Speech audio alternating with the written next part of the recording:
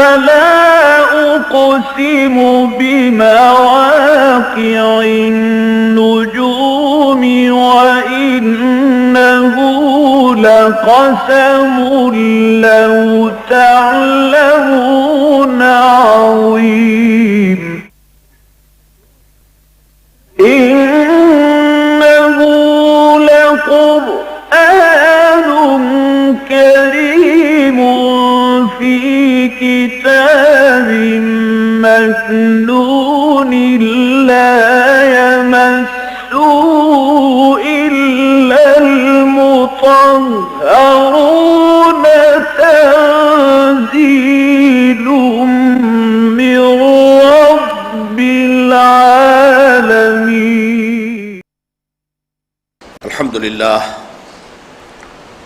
الحمد لله وكفى والصلاة والسلام على عباده الذين اصطفى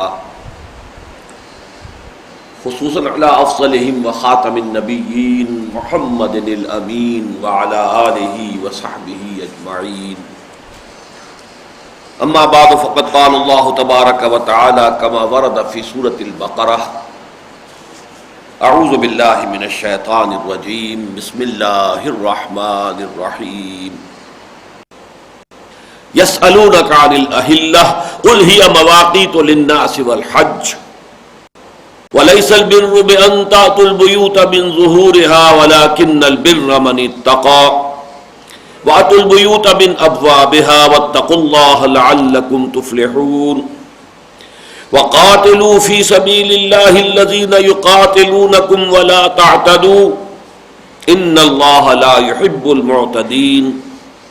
واقتلوهم حيث ثقفتموهم وأخرجوهم من حيث أخرجوكم والفتنة أشد من القتل ولا تقاتلوهم عند المسجد الحرام حتى يقاتلوكم فيه فإن قاتلوكم فاقتلوهم كذلك جزاء الكافرين. فإن انتهوا فإن الله غفور رحيم.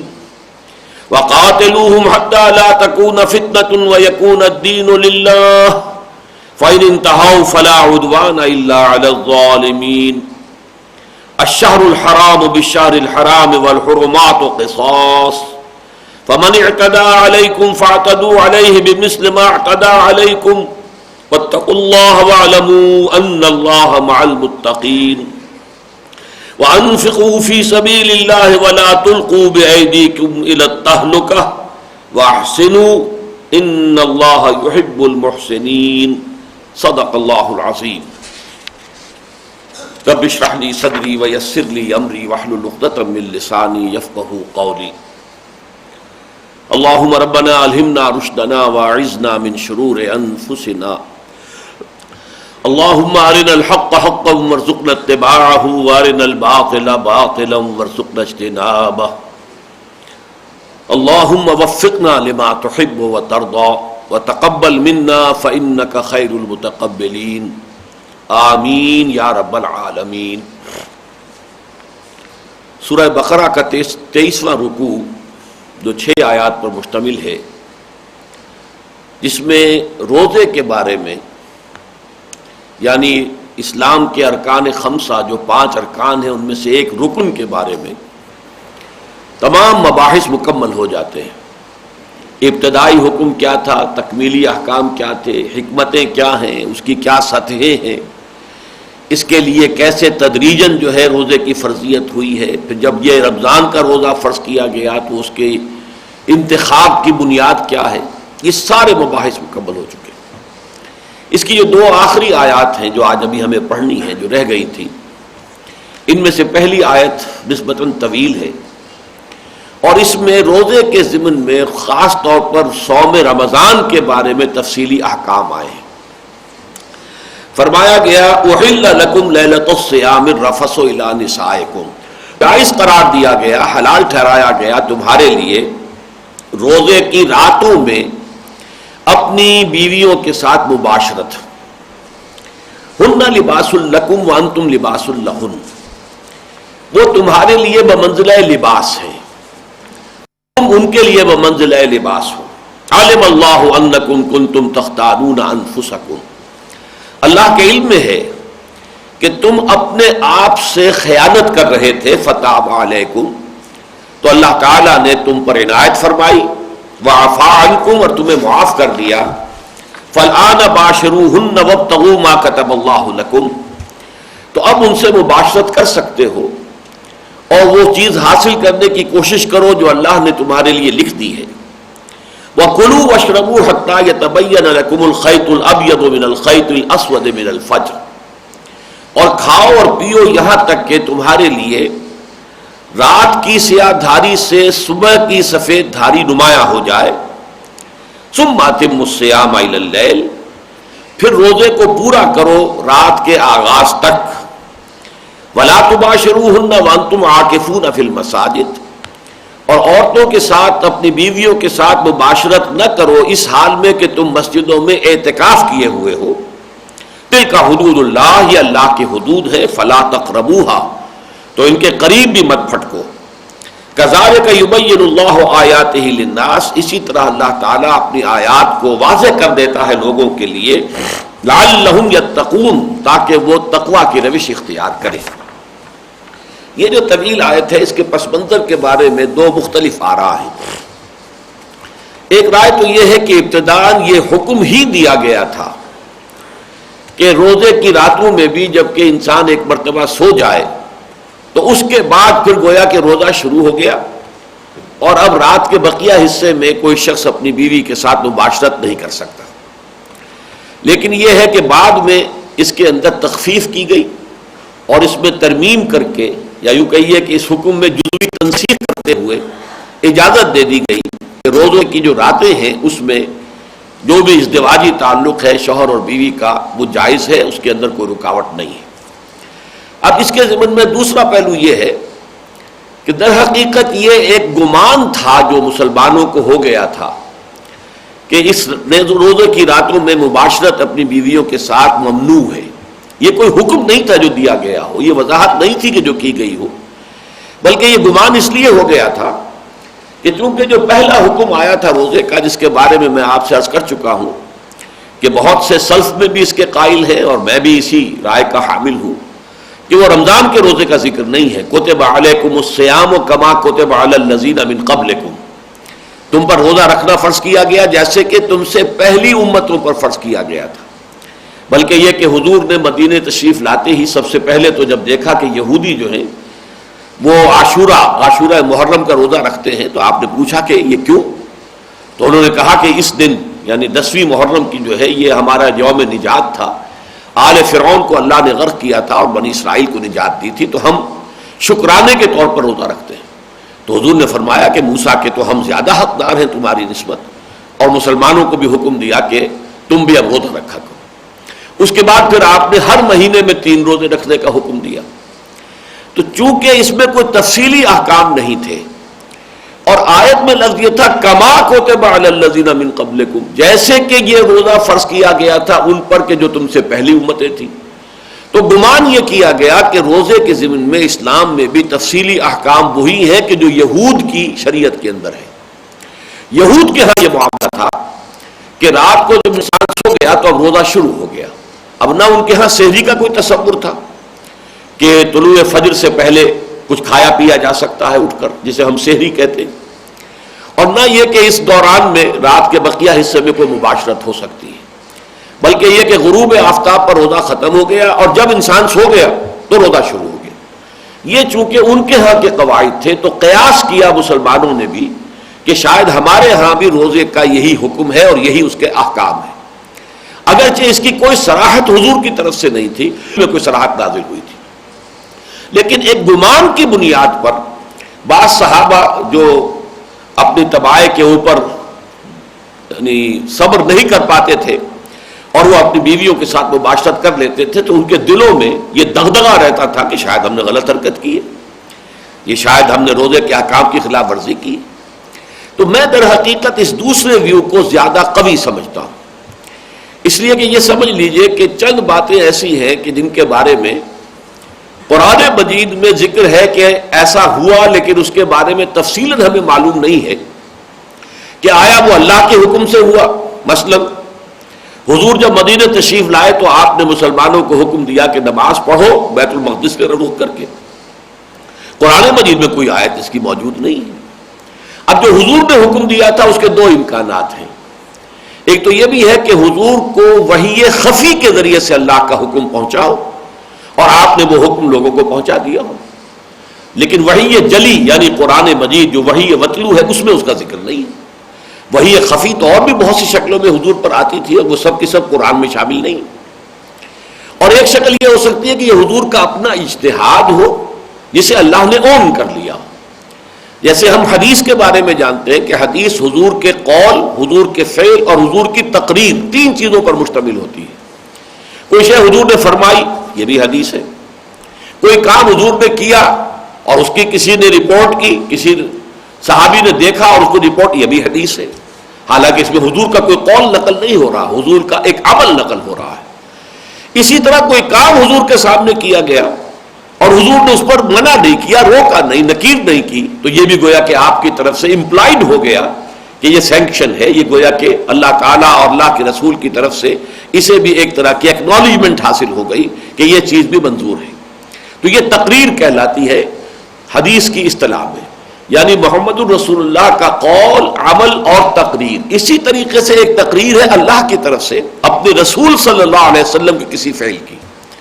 حضور نے ایک کام کیا، اجتہاداً کیا، اپنی ایک سمجھ کے مطابق کیا، اپنی کسی مصلحت کو سامنے رکھ کر، دین کی مصلحت اس کے اعتبار سے کیا، اور اللہ نے اس کے اوپر نکیر نہیں کی، روکا نہیں، تو گویا کہ اللہ تعالیٰ کی طرف سے تقریر ہو گئی، اس کی برقرار رکھا گیا، اور یہ گویا کہ اللہ نے اس کو اون کر لیا. تحویل قبلہ کا معاملہ بھی یہی ہے کہ یہ بیت المقدس کی طرف رخ کرنے کا جو حکم ہے کہ یہ قرآن میں نہیں ہے. تو اب یا تو یہ وحی خفی تھی جس کے بنا پر حضور نے فرمایا، اور یا یہ کہ حضور کا اجتہاد تھا. لیکن وہاں ہم یہ دیکھتے ہیں کہ حضور نے اسے اون کیا ہے وحی جلی کے اندر. وما جعلنا القبلة التي كنت عليها الا لنعلم من يتبع الرسول ممن ينقلب على عقبيه. ہم نے جو اس قبلے پر جس پر آپ تھے ہم نے آپ کو برقرار رکھا، وہ اس حکمت کے تحت کہ امتحان لے لیں ہم لوگوں کا کہ کون ہے وہ لوگ کہ جو رسول کا اتباع کرتے ہیں اور کون ہے وہ کہ جو اپنی ایڑیوں کے بل پیچھے مڑ جاتے ہیں. یعنی جن میں اپنی جاہلی عصبیت تھی اور اہل عرب ہونے کی مناسبت سے مکہ مکرمہ اور بیت اللہ کے ساتھ ان کی ایک والہانہ محبت تھی، اور وہ قبائلی بھی تھی، نسلی بھی تھی، قومی بھی تھی، جن کے اندر یہ عصبیت شدید تھی، اور وہ اب اس بیت المقدس کی طرف رخ کرنے کو پسند نہیں کریں گے تو وہ گویا کہ علیحدہ ہو جائیں گے، ان کی چھانٹی ہو جائے گی. معلوم ہو جائے گا کہ وہ رسول کے حکم کی اطاعت نہیں کر رہے، بلکہ اپنی جو قدیم ان کی عصبیتیں ہیں، جو ان کی روایات ہیں، جو ان کے قومی شاعر ہیں، وہ ان سے زیادہ متعلق ہیں اور مربوط ہیں. لیکن یہاں ہم دیکھ رہے ہیں کہ یہ بات نہیں ہے. اگر تو حضور نے فرمایا ہوتا اور اس کی خلاف ورزی کر رہے ہوتا صحابہ کرام، تو پھر یہ بات نہ ہوتی کہ علم اللہ انکم کنتم تختانون انفسکم، بلکہ وہ تو یہ ہوتا کہ علم اللہ انکم کنتم تختانون اللہ والرسول، جیسے کہ سورہ انفال میں آتا ہے یا ایھا الذین آمنوا لا تخونوا اللہ والرسول وتخونوا اماناتکم. اہل ایمان اللہ اور اس کے رسول کے ساتھ خیانت مت کرو. اگر اللہ اور اس کے رسول کی طرف سے کوئی واضح حکم آ چکا ہو تو پھر تو در حقیقت اس کی خلاف ورزی جو معصیت ہے، وہ تو گناہ ہے، اور اس کو صرف یہ نہیں کہا جا سکتا کہ تم اپنے آپ سے خیانت کر رہے تھے. یہاں چونکہ الفاظ یہ ہے کہ علم اللہ انکم کنتم تختانون انفسکم، اللہ کے علم میں یہ بات ہے کہ تم اپنے آپ سے خیانت کر رہے تھے، کہ تمہارے اندر کوئی شے یہ کہہ رہی تھی کہ یہ کام غلط ہے جو تم کر رہے ہو، لیکن پھر بھی تم ارتکاب کر رہے تھے. تو یہ اپنے نفس کے ساتھ، اپنے ضمیر کے ساتھ گویا کہ خیانت ہو رہی تھی. اس بنا پر میں اس رائے کو زیادہ قوی سمجھتا ہوں کہ حضور کا کوئی حکم نہیں تھا، بلکہ یہ کہ لوگوں نے قیاس کیا تھا کما کتب علی الذین من قبلہم، اس کے حوالے سے کہ شاید ہمارے ہاں بھی روزے کے احکام بالکل وہی ہے کہ جو سابقہ شریعت میں تھے، اور چونکہ ابھی وضاحت قرآن مجید میں نازل نہیں ہوئی تھی، لہٰذا وہ ایک دغدغہ سا تھا ان کے دل میں، نہ یقین کے ساتھ معلوم تھا کہ اللہ نے اور اس کے رسول نے روکا ہے. وہ اگر یہ معلوم ہوتا تو بہت سے ان میں سے اگر کوئی ایسی حرکت کا ارتکاب کر رہے تھے تو ہرگز نہ کرتے، اس لیے کہ وہ صریح معصیت ہو جاتی. لیکن یہ کہ چونکہ کوئی صراحت کے ساتھ حضور کی طرف سے یا اللہ کے کسی حکم کے تحت یہ بات نہیں آئی تھی، لہذا ارتکاب بھی کر رہے تھے اور دلوں میں یہ دغدغہ بھی تھا، جس کو کہا گیا کہ علم اللہ انکم کنتم تختانون انفسکم. میرے نزدیک یہ تعبیر زیادہ قوی ہے اور ان الفاظ مبارکہ کے ساتھ زیادہ مناسبت رکھتی ہے۔ بہرحال رمضان کے روزے کو یہود کے روزے سے دو اعتبارات سے بالکل ممیز کر دیا گیا۔ ایک تو یہ کہ ہمارے ہاں روزہ جو ہے وہ طلوع فجر سے لے کر پاؤ پھٹنا جسے ہم کہتے ہیں، جبکہ سپیدہ سحر نمایاں ہو جائے، وہ دھاری سی سفید دھاری نمایاں ہو جائے افق پر، جسے ہم کہتے ہیں پاؤ پھٹنا، کفالق صبح، یہ فلق جو ہے پھٹ جانا، گویا کہ رات کی تاریکی کا پردہ چاک ہوا ہے اور ایک لکیر سی جو ہے سفیدہ سیاہ سحر جسے کہتے ہیں صبح کا، وہ ظاہر ہو گیا ہے۔ اس وقت سے شروع ہو کر اور غروب آفتاب تک جہاں سے کہ رات کا آغاز ہو جاتا ہے، یہ ہے روزہ۔ اور اس کے دوران کھانے پینے پر بھی پابندی ہے، اس کے دوران مباشرت پر بھی پابندی ہے، یہ ساری پابندیاں روزے کے اس عرصے کے دوران رہیں گی۔ البتہ رات پوری کی پوری اس سے مستثنا ہے، اس لیے کہ جیسے ہی سورج غروب ہوا روزہ ختم ہو گیا، اب کھانا پینا بھی مباح ہے، جائز ہے، اسی طریقے سے پوری رات کے دوران اپنی بیویوں کے ساتھ مباشرت بھی جائز ہے، اس میں کوئی رکاوٹ نہیں ہے۔ بلکہ خاص طور پر سحری کا تو پھر حدیث میں خصوصی حکم دیا گیا، تسحروا فإن فی السحور برکہ، سحری ضرور کیا کرو، یہ بات امر ہے، گویا کہ یہ ایک طرح سے الامر للوجوب، اور وجوب نہ ہو تو استحباب تو لازماً ثابت ہو جاتا ہے امر سے کہ مستحب یہ ہے، بلکہ تاکید ہے حضور کی، تسحروا فإن فی السحور برکہ۔ اور یہ بھی فرمایا گیا کہ ہمارے اور یہود کے روزے کے مابین جو حد امتیاز ہے وہ یہ سحری ہے، تو سحری کے وقت یعنی طلوع فجر سے پہلے اٹھ کر کچھ کھانا پینا یہ گویا کہ مسنون ہے، بلکہ ایک اعتبار سے کہنا چاہیے مؤکد ہے، اس لیے کہ حضور نے اس کے لیے صیغہ جو ہے امر کا استعمال کیا ہے۔ تو ایک رات کے دوران تعلق زن و شو اس کے اوپر پابندی کوئی نہیں، اور دوسرے یہ کہ صبح کے وقت طلوع فجر سے پہلے کچھ کھا لینا پینا جو ہے اس کے اوپر بھی کوئی پابندی نہیں۔ تو یہ ہے در حقیقت اس پوری آیت کا مفہوم۔ اب اس میں اگر لفظوں کے بارے میں ہم جائیں گے تو احل لکم لیلۃ الصیام الرفث الی نسائکم، رفث کہتے ہیں کوئی بھی شہوت کی بات، شہوت کے انداز میں کوئی بھی بات ہو، وہ عربی زبان میں رفث آتا ہے، لیکن یہ کہ اس میں یہاں پر جو کنایا ہے وہ باقاعدہ جسے ہم مباشرت کہتے ہیں، تعلق زن و شو وہ مراد ہے۔ ہن لباس لکم وانتم لباس لہن، یہ بہترین استعارہ ہے، شوہر اور بیوی کے مابین کوئی پردہ نہیں ہے، جیسے میرا جسم اور میرا لباس ہی تو در حقیقت پردہ ہے، میرے لباس اور میرے جسم کے مابین کوئی پردہ نہیں ہے۔ اسی طریقے سے گویا کہ شوہر اور بیوی جو ہے وہ اتنے ایک دوسرے کے ساتھ قریب ہیں، اور ایک اعتبار سے اور بھی اس میں معنویت ہے کہ در حقیقت یہ زوجین جو ہے وہ ایک دوسرے کی عفت و عصمت کے محافظ بن جاتے ہیں۔ جیسے یہ ہمارا لباس ہے جو ہمیں دھوپ سے بچا رہا ہے یا اور اثرات جو ہیں ماحول کو اس سے ہمیں بچا رہا ہے، ایسے ہی اللہ تعالیٰ نے کسی کو بیوی دی ہوئی ہے تو گویا کہ اس کے پاس اپنی جو اس کی جنسی خواہش اس کو پورا کرنے کا ذریعہ موجود ہے، تو وہ بے راہ روی سے بچتا ہے۔ عورت ہے، شوہر والی ہے، تو ظاہر بات ہے کہ اس کے لیے بھی اپنی عصمت و عفت کی حفاظت کے لیے اللہ تعالیٰ نے گویا کہ اسے شوہر کی نعمت عطا کی ہوئی ہے۔ تو ہن لباس لکم وانتم لباس لہن، علم اللہ انکم کنتم تختانون انفسکم فتاب علیکم۔ تو یہ میں عرض کر چکا ہوں، اس سے مراد یہ کہ تم سمجھ رہے تھے کہ یہ گناہ ہے، حالانکہ یہ گناہ نہیں تھا، لیکن یہ کہ تمہارے گمان کی وجہ سے تمہارے ضمیر جو ہے وہ آلودہ ہو رہے تھے، اس کے اندر جو گناہ کا ایک اثر انسان کے اوپر پڑتا ہے، ایک تو یہ کہ گناہ کے کچھ خارجی اثرات ہیں، ایک یہ کہ گناہ کا اثر جو ہے انسان کے باطن پر پڑتا ہے، جیسے کہ حضور نے فرمایا کہ جب کوئی شخص گناہ کرتا ہے تو اس کے دل پر ایک داغ لگ جاتا ہے، سیاہ دھبا۔ اب یہ وہ باطنی اثر ہے، تو ظاہر بات ہے کہ کوئی شے جو آپ سمجھ رہے ہیں کہ یہ شاید غلط ہے، ممنوع ہے، لیکن کر رہے ہیں، تو اس کا داخلی اثر تو آپ پر ہو گیا کہ آپ کے ضمیر کے اندر جو ہے وہ آلودگی پیدا ہو گئی، آپ کے دل کے اوپر وہ دھبا لگ گیا۔ علم اللہ انکم کنتم تختانون انفسکم فتاب علیکم، تاب علیکم تمہاری توبہ قبول فرمائی، یعنی یہ کہ تم پر عنایت فرمائی، نظر کرم سے تمہیں دیکھا، وعفا عنکم اور جو کچھ اب تک ہو چکا ہے عدم وضاحت کی وجہ سے اس پر تمہیں معاف بھی کر دیا۔ فالآن باشروہن، تو اب تم ان کے ساتھ مباشرت کر سکتے ہو، تمہارا تعلق زن و شو جو ہے اس میں کوئی قدغن نہیں ہے راتوں کے دوران۔ وابتغوا ما كتب اللہ لکم، تلاش کرو جو کچھ بھی اللہ نے تمہارے لیے لکھ دیا ہے۔ اس کے ایک معنی تو جو کیے گئے ہیں سب کے نزدیک متفق علیہ وہ تو اولاد ہے، یہ جنسی تعلق جو ہے مباشرت ہے شوہر اور بیوی کی، اس کا ایک حاصل ہے اولاد جو اللہ تعالیٰ نے کسی کے لیے لکھ دی ہے اس کے حصول کے لیے. جیسے اللہ نے آپ کے لیے رزق معین کیا ہوا ہے لیکن آپ اس کے لیے محنت کرتے ہیں, کوشش کرتے ہیں, چاہے کھیت میں ہل چلاتے ہیں, چاہے دفتر میں جا کر کام کرتے ہیں, لیکن یہ ابتغاء ہے, یہ آپ تلاش کر رہے ہیں اللہ کے رزق کو. فَإِذَا قُضِيَتِ الصَّلَاةُ فَانتَشِرُوا فِي الْأَرْضِ وَابْتَغُوا مِنْ فَضْلِ اللَّهِ. نماز جمعہ کے بارے میں فرمایا گیا جب نماز ادا ہو چکے تو تم زمین میں پھیل کر اللہ کے فضل کو تلاش کر سکتے ہو. تو اگرچہ وہ اللہ کا فضل تمہارے لیے معین ہے, طے شدہ ہے, لیکن تلاش تم کرتے ہو.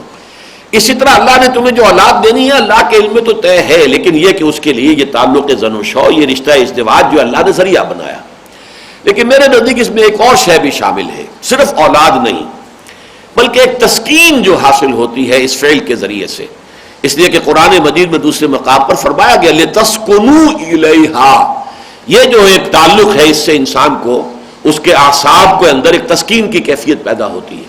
تو یہ بھی اللہ کی طرف سے ایک عطیہ ہے, اللہ تعالیٰ کی طرف سے انسانوں کے لیے ایک خیر کی بات ہے جو اللہ نے رکھی ہے. مَا كَتَبَ اللَّهُ لَكُمْ, اللہ نے تمہارے لیے اس فعل کے اندر یہ تسکین بخش پہلو رکھ دیا ہے, تو حاصل کرو, تلاش کرو.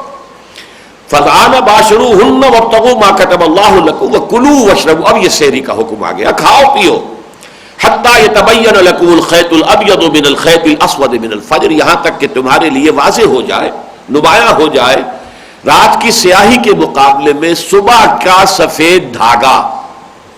اب یہاں لفظ خیط آیا ہے تو اس کو ایک صحابی نے اس کے لفظی معنی پہ محمول کیا کہ اپنے پاس اپنے تکیے کے نیچے دو دھاگے رکھ لیے, ایک سفید ایک سیاہ, اور وہ منتظر رہتے تھے کہ جب اتنی روشنی ہو جائے کہ سفید اور سیاہ کو میں ان میں تمیز کر سکوں تو گویا کہ اب یہ سحری کے اختتام کا وقت آیا ہے. حضور نے فرمایا یہ مراد نہیں ہے, مراد اصل میں یہ ہے کہ سفیدہ سحر نمایاں ہو جائے, جس کو ہم پاؤ پھٹنا کہتے ہیں, کہ یہ لکیر جو ہے چونکہ وہ ایک لکیر کی شکل میں آتی ہے تو خیط کا لفظ اسے کہا گیا ہے کہ یہ سیاہ دھاری جو ہے رات کی, اس سے صبح کی سفید دھاری جو ہے وہ نمایاں ہو جائے. ثم اتموا الصیام الی اللیل, پھر یہ کہ روزے کو پورا کرو. اب اس کی ساری پابندیاں جو ہے, تعلق زن و شو پر بھی پابندی ہے, کھانے پینے پر بھی پابندی ہے, اور بھی پابندیاں ہیں. کوئی لغو بات نہ ہو, گالم گلوچ نہ ہو. جب کہا جاتا ہے کہ اگر تم سے کوئی شخص جھگڑنا چاہے تو بھی کہہ دو بھائی میں روزے سے ہوں, میں اس وقت آپ کی اس بات کا کوئی جواب نہیں دے سکتا. تو یہ ساری چیزیں اس میں شامل ہیں. اخلاقی پابندیاں بھی ہیں, اور یہ تو قانونی پابندیاں ہیں کہ کھانے پینے پر پابندی ہے اور تعلق زن و شو پر پابندی ہے. الی اللیل سے اہل تشیع نے یہ نکالا ہے کہ جب رات کہا گیا ہے تو اس کا مطلب یہ کہ رات کا کچھ نہ کچھ حصہ اس میں شامل ہونا چاہیے. الی اللیل, یہ اصل میں فقہ کی ایک بڑی بحث ہے کہ جب یہ کہا جاتا ہے کہ اپنے ہاتھ دھو دو کوہنیوں تک, الی المرافق, تو اب یہ مرافق جو ہے کوہنی جو یہ حد ہو گئی, غایت ہوئی, تو آیا غایت مغیہ میں داخل ہے یا نہیں, یہ فقہ میں بحث ہوتی ہے کہ جب اس کو کہا گیا یہاں تک دھو تو آیا اس کو بھی دھونا ضروری ہے یا یہاں تک اس کے نیچے نیچے تک دھو لیا تو کافی ہو جائے گا. تو ہمارے ہاں وضو کے معاملے میں تو یہی ہے کہ یہ غایت مغیہ میں شامل ہے, یعنی یہ کہ کوہنیوں کو بھی دھونا ہوگا بازوؤں کے ساتھ, اور یہ کہ اسی طریقے سے ٹخنوں کو بھی دھونا ہوگا پاؤں کے ساتھ. لیکن یہاں جو ہے روزے کے معاملے میں اہل سنت کے نزدیک رات کا آغاز جو ہے وہ در حقیقت روزے کا اختتام ہے, اور رات کا آغاز جو ہے وہ غروب شمس ہے, سورج کا غروب ہو جانا. بہرحال اس میں اہل تشیع یہ سمجھتے ہیں کہ رات کا تھوڑا سا حصہ اس میں بھی شامل ہونا چاہیے, لہذا وہ 5-7 منٹ دیر کرتے ہیں, وہ آپ کے علم میں ہے. وَلَا تُبَاشِرُوهُنَّ وَأَنْتُمْ عَاكِفُونَ فِي الْمَسَاجِدِ, یہ اضافی پابندی اب ہے اعتکاف کی. گویا کہ اس آیت میں رمضان مبارک سے متعلق اب ساری باتیں جمع ہو گئی. یہ مسنون اعتکاف آپ کو معلوم ہے کہ 21ویں شب سے شروع ہوتا ہے, 20ویں روزے کا افطار جو ہے وہ آدمی جا کر اعتکاف میں داخل ہو کر وہ افطار کرتا ہے, اور پھر چاند کے طلوع ہونے کے بعد عید کا چاند دیکھنے یا اس کی اطلاع مصدقہ آنے کے بعد ہی وہ شخص پھر اس اعتکاف سے باہر نکلتا ہے. یہ عرصہ جو ہے اعتکاف مسنون, اگرچہ ایک نفلی اعتکاف بھی ہوتا ہے, آپ تھوڑی دیر کے لیے 2 گھنٹے کی نیت کر کے مسجد میں داخل ہو جائیں, وہاں بیٹھیں, اللہ کا نام لیں, تلاوت کریں, قرآن پڑھیں, ٹھیک ہے, یہ 2 گھنٹے آپ نے اعتکاف میں بسر کیے. لیکن یہ کہ یہ مسنون اعتکاف نہیں کہلاتا, یہ نفلی اعتکاف ہے. اس لیے کچھ لوگ کہتے ہیں جو ذرا دین کے معاملے میں آپ کو کافی ایسی سہولتیں بھی بہم پہنچاتے ہیں کہ ایک جو ثواب ہے وہ خامخواہ بھی حاصل ہو جائے بغیر کسی اضافی آپ کی محنت کے, کہ جب بھی مسجد میں داخل ہو نماز کے لیے اعتکاف کی نیت کر لو. تو یہ در حقیقت یہ میرے نزدیک جو ہے ذرا اللہ تعالیٰ کے ساتھ اس طرح کا معاملہ کرنا کہ جو مناسب نہیں ہے. اعتکاف جو نفلی ہوگا وہ بھی یہ ہوگا جبکہ آپ اسی اعتکاف کی نیت سے مسجد میں جا رہے ہیں. یہ نہیں کہ جا تو رہے ہیں نماز مغرب پڑھنے کے لیے لیکن اس کے ساتھ ہی صرف اعتکاف کا اضافی ثواب حاصل کرنے کے لیے نیت بھی اعتکاف کی کر لی جائے. بہرحال یہ میرے ذوق کے اوپر جو ہے گراں گزرنے والی بات ہے لیکن علماء اس کو جائز کہتے ہیں. لیکن اعتکاف مسنون وہ ہے جو میں عرض کر چکا. اس دوران میں راتوں میں بھی یہ پابندی ہے کہ یہ مباشرت نہیں ہوگی, کوئی تعلق زن و شو نہیں ہوگا. یہ ہو سکتا ہے کہ کسی کی اہلیہ مسجد میں آ کر کوئی مشورہ کرنا ہو, بات چیت کرنی, اس پہ ملاقات کے اوپر پابندی نہیں ہے لیکن یہ ہے کہ مباشرت نہیں ہوگی. تلک حدود اللہ فلا تقربوها, یہ اللہ کے حدود ہیں تو تم ان کے قریب بھی نہ پھٹکو. قرآن مجید میں حدود اللہ کے ساتھ یہ دو طرح کے الفاظ آتے ہیں, فلا تعتدوها اور فلا تقربوها. ایک تعتدو ہے, اعتداء ہے, یعنی پھلانگ جانا. یہ اللہ کے حدود ہیں, ان کو مت پھلانگو, ان سے تجاوز نہ کرو, ان کو کراس نہ کرو. اور ایک یہ ہے, اور یہ احتیاط کا تقاضا ہے کہ ان سے کچھ فاصلے پر رہو. مبادہ یہ ہے کہ بالکل آخری حدوں کو پہنچ جاؤ تو پھر ذرا سا بھی اگر ذہول ہو جائے, ذرا سا نسیان ہو جائے, ذرا سا کوئی جذبات کے اندر کوئی ایک اٹھان پیدا ہو, کوئی ابھار پیدا ہو جائے تو آدمی جو ہے وہ جلدی سے کراس کر جائے. تو ہونا یہ چاہیے کہ ذرا keep at a safe distance, جس کو آپ انگریزی میں کہتے ہیں, تھوڑا سا فاصلے پر رہو. حضور نے اس کو ایک حدیث سے بیان کیا ہے کہ الا ان لکل ملک حکم, ہر ہمن, ہر بادشاہ کی ایک محفوظ چراگاہ ہوتی ہے. وہ ایک علاقہ ہوتا تھا جس میں بادشاہ کے اپنے مویشی چر سکتے تھے, عام رعایا کے مویشی نہیں جا سکتے تھے. یہ محفوظ چراگاہ ہے, ہما ہے. اب آپ نے فرمایا کہ اگر کوئی گڈریا اپنے جو بھی گلہ ہے اس کا, بھیڑوں بکریوں کا, وہ بالکل اس چراگاہ کے عین سرحد تک لے جائے گا تو اس کا اندیشہ ہے کہ کوئی بھیڑ یا بکری چھلانگ لگائے اور بادشاہ کی حما میں داخل ہو جائے تو پکڑا جائے گا. اب اس کا جو ہے وہ مجرم ثابت ہو جائے گا. لہذا ذرا اس حما جو ہے اللہ تعالیٰ کی حما ہے, اس کے محارم, جن چیزوں کو اس نے حرام کر دیا ہے. الا وان حرم اللہ محارمہ, اللہ کی یہ محفوظ چراگاہ کے مانند ہے, اس میں تمہیں داخل نہیں ہونا ہے. لیکن جیسے کہ اگر کوئی گڈریا اپنا گلہ لے جائے گا بالکل قریب تو اندیشہ ہے کہ کوئی بھیڑ بکری کوئی اور جانور جو ہے وہ پھلانگ کر چلی جائے اس میں, اسی طرح اگر تم بھی بالکل قریب پہنچ جاؤ گے حرام کے تو یہ ہے کہ اس کا اندیشہ ہے کہ کسی وقت تم حرام میں ملوث ہو جاؤ. تو keep at a safe distance, اسی کو یہاں پر کہا گیا ہے فلا تقربوها, ان سے ذرا فاصلے پر رہو, ان کے بالکل آخری حدوں تک نہ جاؤ. کذالک یبین اللہ آیاتہ للناس لعلہم یتقون, اسی طرح اللہ تعالیٰ واضح کرتا ہے اپنی آیات کو لوگوں کے لیے تاکہ وہ بچ سکے. اب یہاں یہ تقوی جو ہے اپنے اصل لغوی مفہوم میں آ رہا ہے. میں عرض کر چکا ہوں وقا یقی معنی کیا ہے, بچانا, کسی دوسرے کو بچانا. ابتقا یا اتقا اس کے معنی خود بچنا, تاکہ تم بچ سکو. اب یہ سارے احکام واضح کر دیے گئے, تمہارے سامنے ساری تفاصیل آ گئی. اب اس کا کوئی امکان نہیں ہے کہ کسی شبہ کی بنا پر, کسی مغالطے کی بنا پر, کسی اپنے گمان کی بنا پر تم اپنے نفس کے ساتھ خیانت کرو. اب تو گویا کہ الحلال بین والحرام بین, یہ تو بالکل واضح ہو چکی ہے کہ یہ جائز ہے اور یہ ناجائز ہے, تاکہ وہ بچ سکیں, تقویٰ کی روش اختیار کر سکیں. اچھا اب دیکھیے چھٹی آیت جو آخری آیت آ رہی ہے اس رکوع کی, اس میں اب ایک بڑا ایسا مضمون بیان ہو رہا ہے جس کا بظاہر کو تعلق رمضان کے ساتھ یا روزے کے ساتھ ہے ہی نہیں, بلکہ یہ کہ یہ شریعت کا ایک اور دائرہ ہے کہ حرام خوری سے انسان بچے اور ایک دوسرے کا مال جو ہے وہ کسی حرام طریقے پر ہڑپ نہ کرے. یہ شریعت کا ایک حکم ہے, بہت بڑا حکم ہے. یعنی یہ کہ حفاظت جان, حفاظت مال, حرمت جان, حرمت مال, ان دونوں ہی کے اوپر در حقیقت انسانی معاشرہ جو ہے اس کے صحت اور اس کی تندرستی کا دار و مدار ہے. لیکن اس آیت کا یہاں آنا اس کے کیا معنی ہے اس پر ہم غور کریں گے. وَلَا تَأْكُلُوا أَمْوَالَكُمْ بَيْنَكُمْ بِالْبَاطِلِ, مت کھاؤ اپنے مال آپس میں باطل طریقے پر. دیکھیے اموالکم کہا ہے, یعنی یہ مال جو بھی ہے, کچھ مال میرے پاس ہے, کچھ آپ کے پاس ہے, کچھ کسی اور کے پاس ہے, کچھ کسی اور کے پاس ہے, تو یہ تو ایک تو ہماری انفرادی ملکیت ہوئی, یہ میری انفرادی ملکیت ہے, یہ آپ کی انفرادی ملکیت ہے, یہ اس کی. لیکن قومی اعتبار سے یہ سب ہماری مشترکہ ملکیت ہے, یہ مسلمانوں کا گویا کہ ایک مشترکہ مال ہے. تو تم اس مشترکہ مال میں ایک دوسرے کے مال کو ہڑپ کرنے کے لیے باطل طریقے اختیار نہ کرو. یعنی اب ظاہر بات ہے کہ اگرچہ مال تو تم سب کا ہے, یہ جب اس کا ہے تب بھی مسلمان قوم کا ہے, میرا ہے تب بھی مسلمان قوم کا ہے, تمہارا ہے تب بھی مسلمان قوم کا ہے. تو اموالکم تو ہے یہ سب کے لیے, لیکن ولا تاکلوا اموالکم بینکم بالباطل, لیکن جب یہ ایک تعین ہو جاتا ہے کہ یہ مال اس کی تحویل میں ہے، ہم یہ کہہ دیں گے اللہ کی طرف سے اس کی امانت میں ہے اس وقت یہ مال، یہ امین ہے۔ یہ تو کہا گیا نا کہ یہ در حقیقت انسان کے پاس جو کچھ ہے وہ امانت ہے، اصل میں تو مالک اللہ ہے، لہذا وہ اس کے پاس امانت ہے، یہ اس کے پاس، لیکن ایک دوسرے کے پاس جو امانتیں ہیں ان میں باطل طریقے سے دست درازی مت کرو کہ اس کے پاس جو امانت ہے اللہ کی اس کو تم باطل طریقے سے ہڑپ کرو۔ اب یہ باطل طریقے پر ہڑپ کرنا چوری سے بھی ہو سکتا ہے، ڈاکے سے بھی ہو سکتا ہے، اور یہ کہ دھوکہ دے کر کاروبار کے اندر دھوکہ دیا جا رہا ہے، جھوٹ بولا جا رہا ہے اور مال فروخت کیا جا رہا ہے اور اس کی جو ہے خرابی ظاہر نہیں کی، یہ سب باطل میں آ جائے گا۔ یعنی یہ کہ بالکل جائز طریقے سے جو صحیح ہو، بالکل واضح ہو۔ اب ظاہر بات ہے بیع و شرع ہے، آپ کہیں کسی دکاندار سے جا کر کوئی شے خریدتے ہیں، اس نے یہ قیمت لی ہے، آپ نے وہ قیمت ادا کی ہے، اور یہ کہ ظاہر بات ہے کہ اس میں اس نے کچھ کمایا ہے۔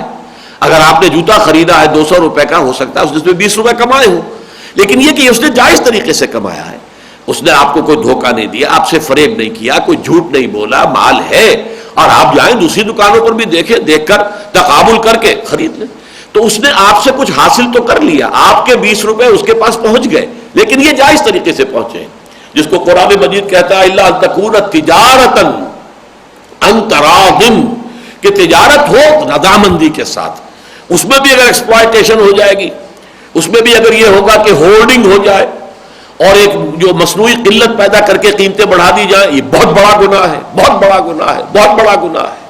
اس میں یہ بھی ہے کہ آپ نے کوئی شے فروخت کی ہے، جیسے کہ دیکھا کہ ایک شخص جو ہے وہ گندم بیچ رہا تھا، تو وہ جو گندم جو ہے وہ کہیں سیلاب زدہ گندم تھی، اس نے وہ جو سیلاب زدہ تھا نیچے کر دیا، اور جو بہت صاف گندم تھی اسے اوپر کر دیا ڈھیر کے۔ اب یہ دھوکہ ہو رہا ہے، فریب دیا جا رہا ہے۔ تو یہ فریب سے، دھوکے سے، چوری سے، ڈاکے سے، جو بھی تم ایک دوسرے کا بال کھا رہے ہو، یہ بات دل باطل ہے، مت کھاؤ۔ وَلَا تَأْكُلُوا أَمْوَالَكُمْ بَيْنَكُمْ بِالْبَاطِلِ، اور ایک خاص بات کہی جا رہی ہے کہ جو کسی بھی منظم معاشرے میں، ظاہر بات ہے کہ کوئی حکومت ہوتی ہے تو حکام ہوتے ہیں، ان کے کچھ اختیارات ہوتے ہیں، ان اختیارات کو غلط طور پر استعمال کرانے کے لیے انہیں رشوت دینا۔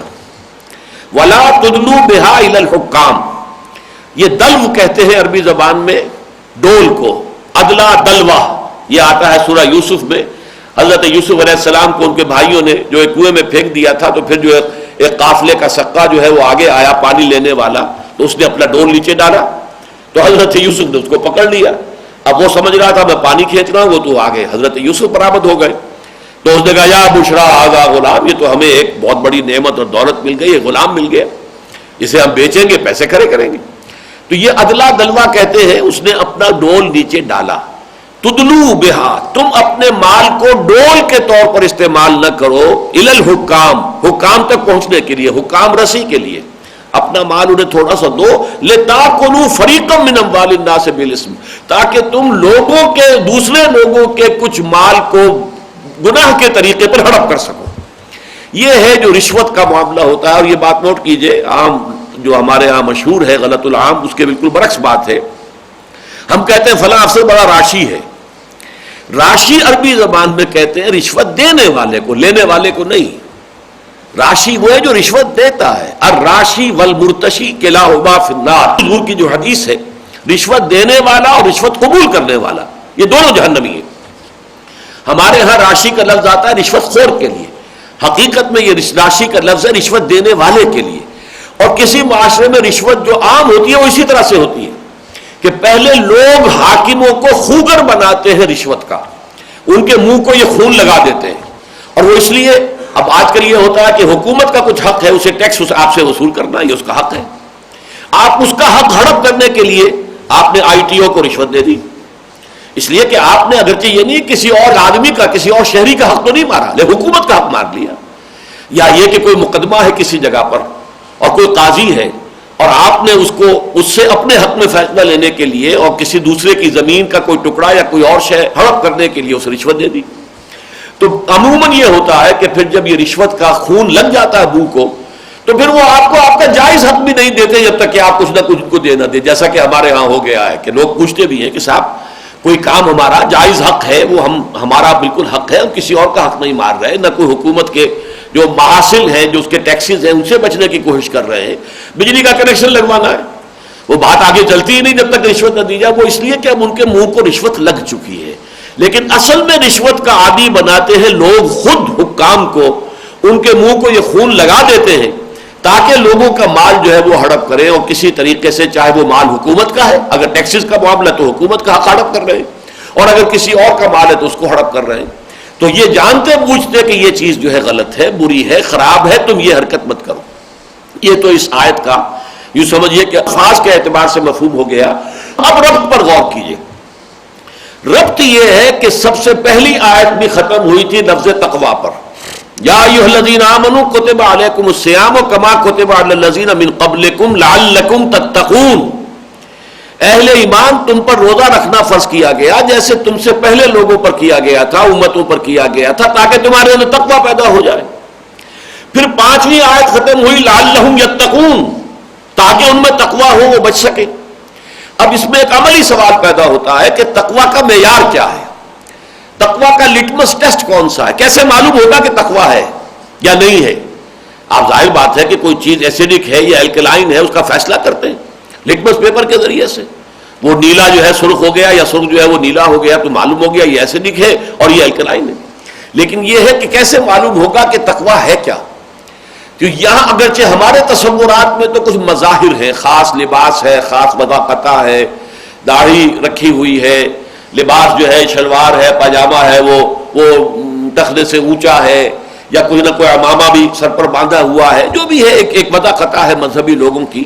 تو ہمارے ذہنوں میں تقوی کی تصویر یہ ہے, جیسا کہ ہم دیکھ چکے ہیں آیت البر میں, لیس البر ان تولوا وجوہکم قبل المشرق والمغرب ولکن البر من آمن باللہ. اب یہ پوری آیت ذہن میں رکھیے, اور آخر میں ختم ہوئی اولئک الذین صدقوا واولئک هم المتقون. متقی تو یہ ہوتے ہیں جن کا یہ کردار ہے جو آیت البر کے اندر تفصیل کے ساتھ بیان ہو گیا. تو یہاں پر فرمایا گیا کہ اس میں جو سب سے زیادہ لٹمس ٹیسٹ ہے وہ در حقیقت عقل حلال ہے. اگر عقل حلال ہے تو تقوی ہے, اگر نہیں ہے تو تقوی نہیں. یہ نوافل سے نہیں ہے کہ آپ خوب نمازیں پڑھتے ہیں, خوب روزے رکھتے ہیں اور حرام خوری کر رہے ہیں. اگر حرام خوری ہے تو پھر تقوی نہیں, تقوی کی نفی ہے.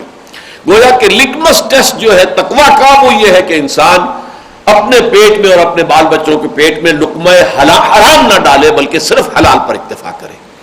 یہ ہے اس کا ربط کہ در حقیقت تقوی جو مقصود ہے روزے کی عبادت کا لعلکم تتقون, اور یہ سارے احکام جو تمہیں دیے جا رہے ہیں اس کا مقصود یہ ہے لعلہم یتقون.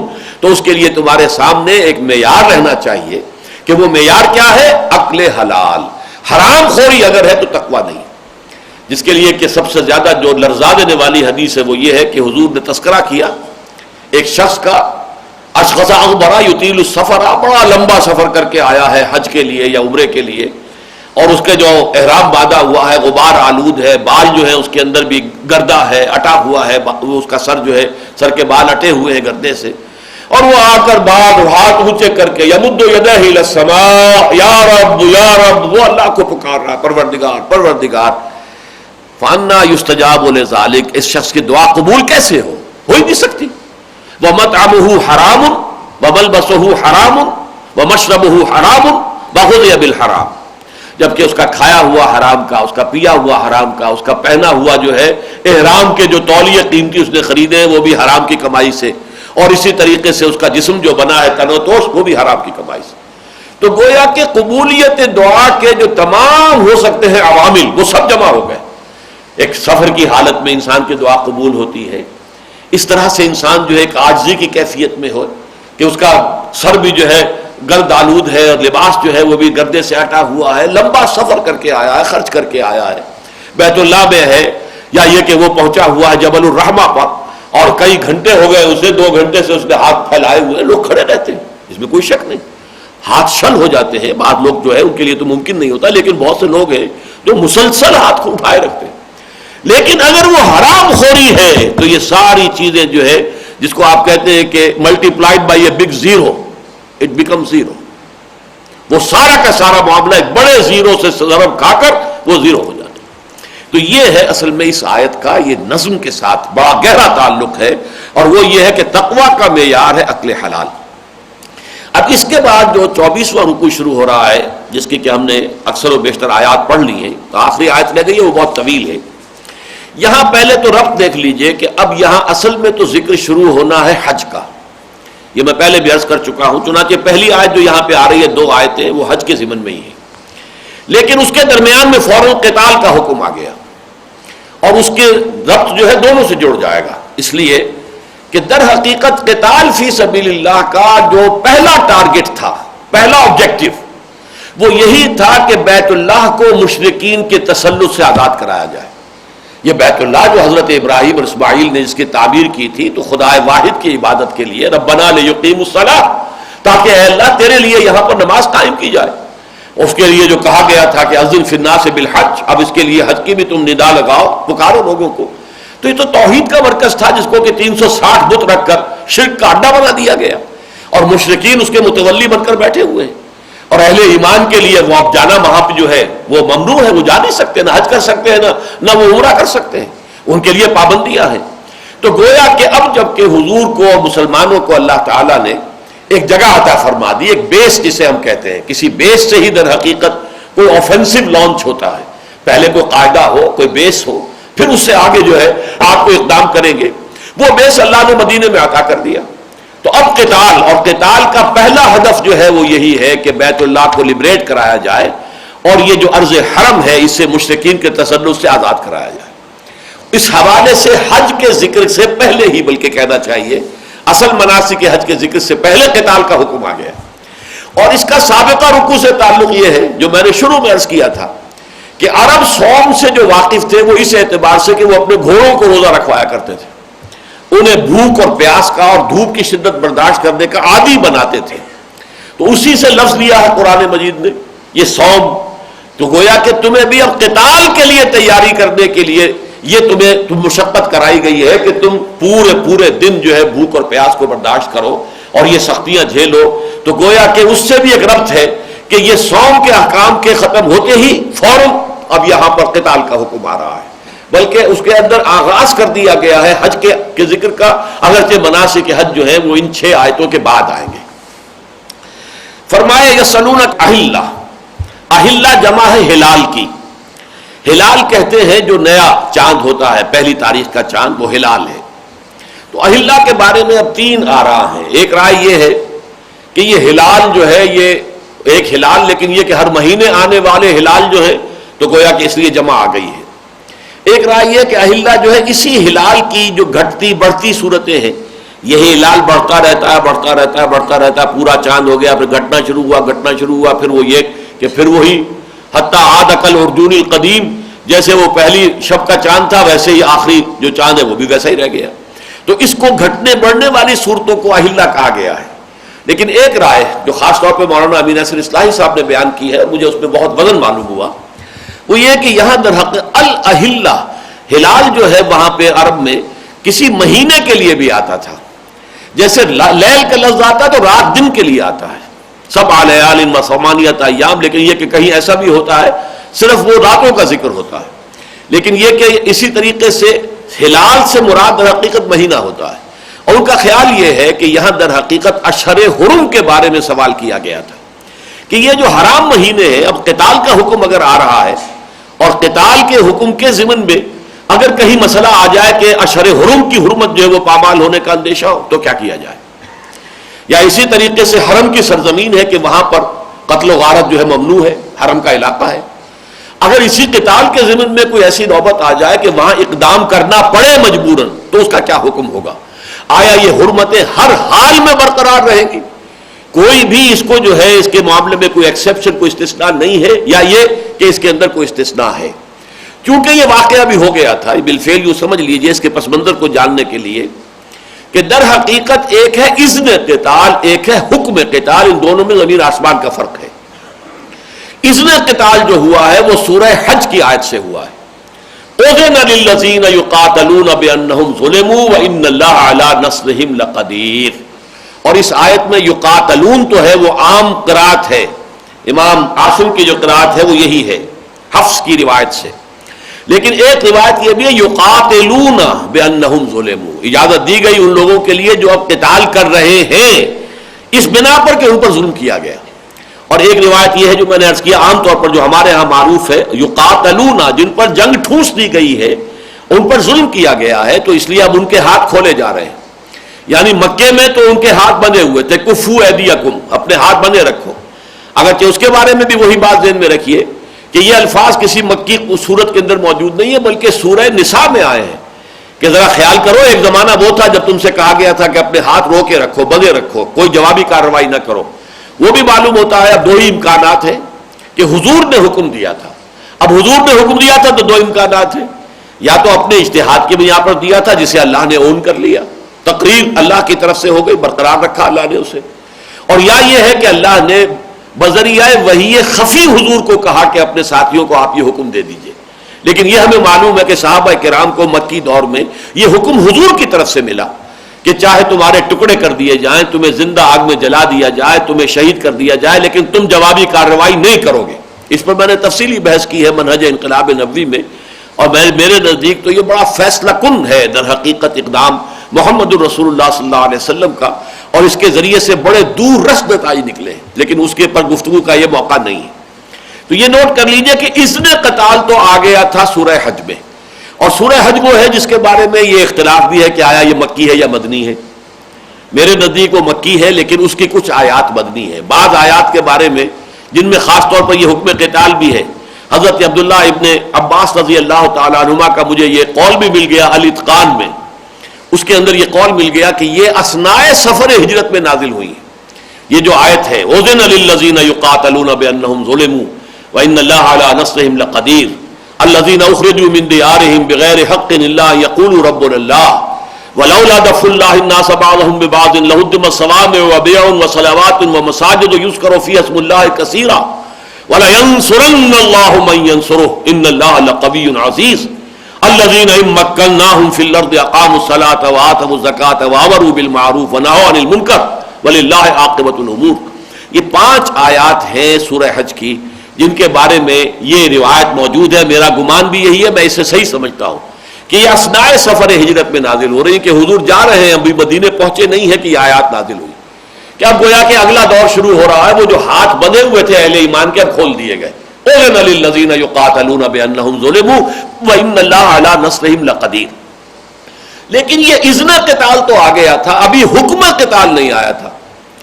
لہذا جب حضور نے، یہ میں بڑی تفصیل سے یہ مباحث بیان کر چکا ہوں منہج انقلاب نبوی میں، جو حضرات چاہیں وہاں اس کو دیکھیں کہ حضور نے ہجرت کے بعد جب مدینے میں آپ تشریف لائے ہیں تو یہ ربیع الاول سن 1 میں ہجرت ہوئی.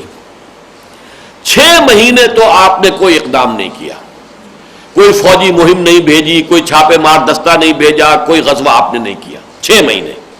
ان 6 مہینوں میں آپ نے 3 کام کیے. نمبر 1، خانہ مسجد نبوی کی تعمیر، مرکز بن گیا. یہ حکومت کا بھی مرکز ہے، یہ تربیت اور تعلیم اور تزکیے کا بھی مرکز ہے، یہ مشاورت کی بھی جگہ ہے، یہ نماز کی بھی جگہ ہے. گورنمنٹ ہاؤس بھی ہے، پارلیمنٹ ہاؤس بھی ہے، اور یہ خانقاہ بھی ہے، اور یہ درسگاہ بھی ہے. لیکن اس کے ساتھ پھر آپ نے دوسرا کام کیا، مہاجرین اور انصار کی مواخات. ایک انصاری ایک مہاجر بھائی بھائی ڈکلیئر کر دیے گئے. تیسرا کام آپ نے کیا کہ یہود کے ساتھ مصالحت کی، اور تینوں قبیلے جو تھے وہاں پر بنو قینقاع، بنو نذیر اور بنو قریظہ، ان تینوں کے ساتھ آپ نے معاہدہ کیا جسے میثاق مدینہ کہتے ہیں. اگرچہ آج کل اس کا حوالہ بہت آتا ہے اخبارات میں اور غلط طور سے کوٹ ہوتا ہے. اصل میں میثاق مدینہ کا اصل حاصل یہ تھا کہ جوائنٹ ڈیفنس آف مدینہ، کہ مدینے کے دفاع کے اعتبار سے ہم اب ایک قوم ہوں گے، یہودی اور مسلمان مل کر. یہ گویا کہ جوائنٹ پیکٹ تھا، جوائنٹ ڈیفنس پیکٹ، کہ جو یہودیوں کے ساتھ حضور نے کیا کہ اگر مکے والے آ کر یہاں مدینے پر حملہ کریں گے تو یہ صرف اوس اور خزرج ہی نہیں ہوں گے کہ جو دفاع کریں گے، بلکہ یہاں کے تینوں قبیلے بھی دفاع کریں گے. اس میں آپ چاہیں تو چوتھا کام اور ایڈ کر لیجئے جو حضور نے کیا، یعنی بیت المقدس کی طرف رخ کرنے کے نماز پڑھنے کا حکم. اور اس میں بھی گویا کہ ایک طرح کی مصالحانہ روش تھی یہود کے ساتھ، کہ حضور نہیں چاہتے تھے کہ پہلے دن ہی سے یہود کے ساتھ جو ہے کوئی وہ ہمارا معاملہ ٹھن جائے، اور وہ جو ہے ابتدا ہی سے پہلے دن ہی سے بیخ کنی کے اوپر اپنی پوری قوت صرف کر دیں. بلکہ جب انہوں نے دیکھا کہ یہ تو ہمارے قبلے کی طرف رخ کر کے نماز پڑھ رہے ہیں تو انہوں نے سوچا کہ یہ کوئی علیحدہ امت ہونے کا کیا دعوے دار نہیں ہے. یہ تو گویا کہ میں لفظ استعمال کر رہا ہوں، کیمپ فالوورز ہیں ہمارے ہی متبع ہیں، پیروی کر رہے ہیں. جب ہمارے قبلے کی انہوں نے کی طرف رخ کیا ہے تو گویا کہ یہ تو ہمارے تابع ہو گئے. اس لیے ایک وقت مل گیا، بریدنگ سپیس مل گئی حضور کو صلی اللہ علیہ وسلم اپنی حیثیت مدینے میں کنسولیڈیٹ کرنے کی.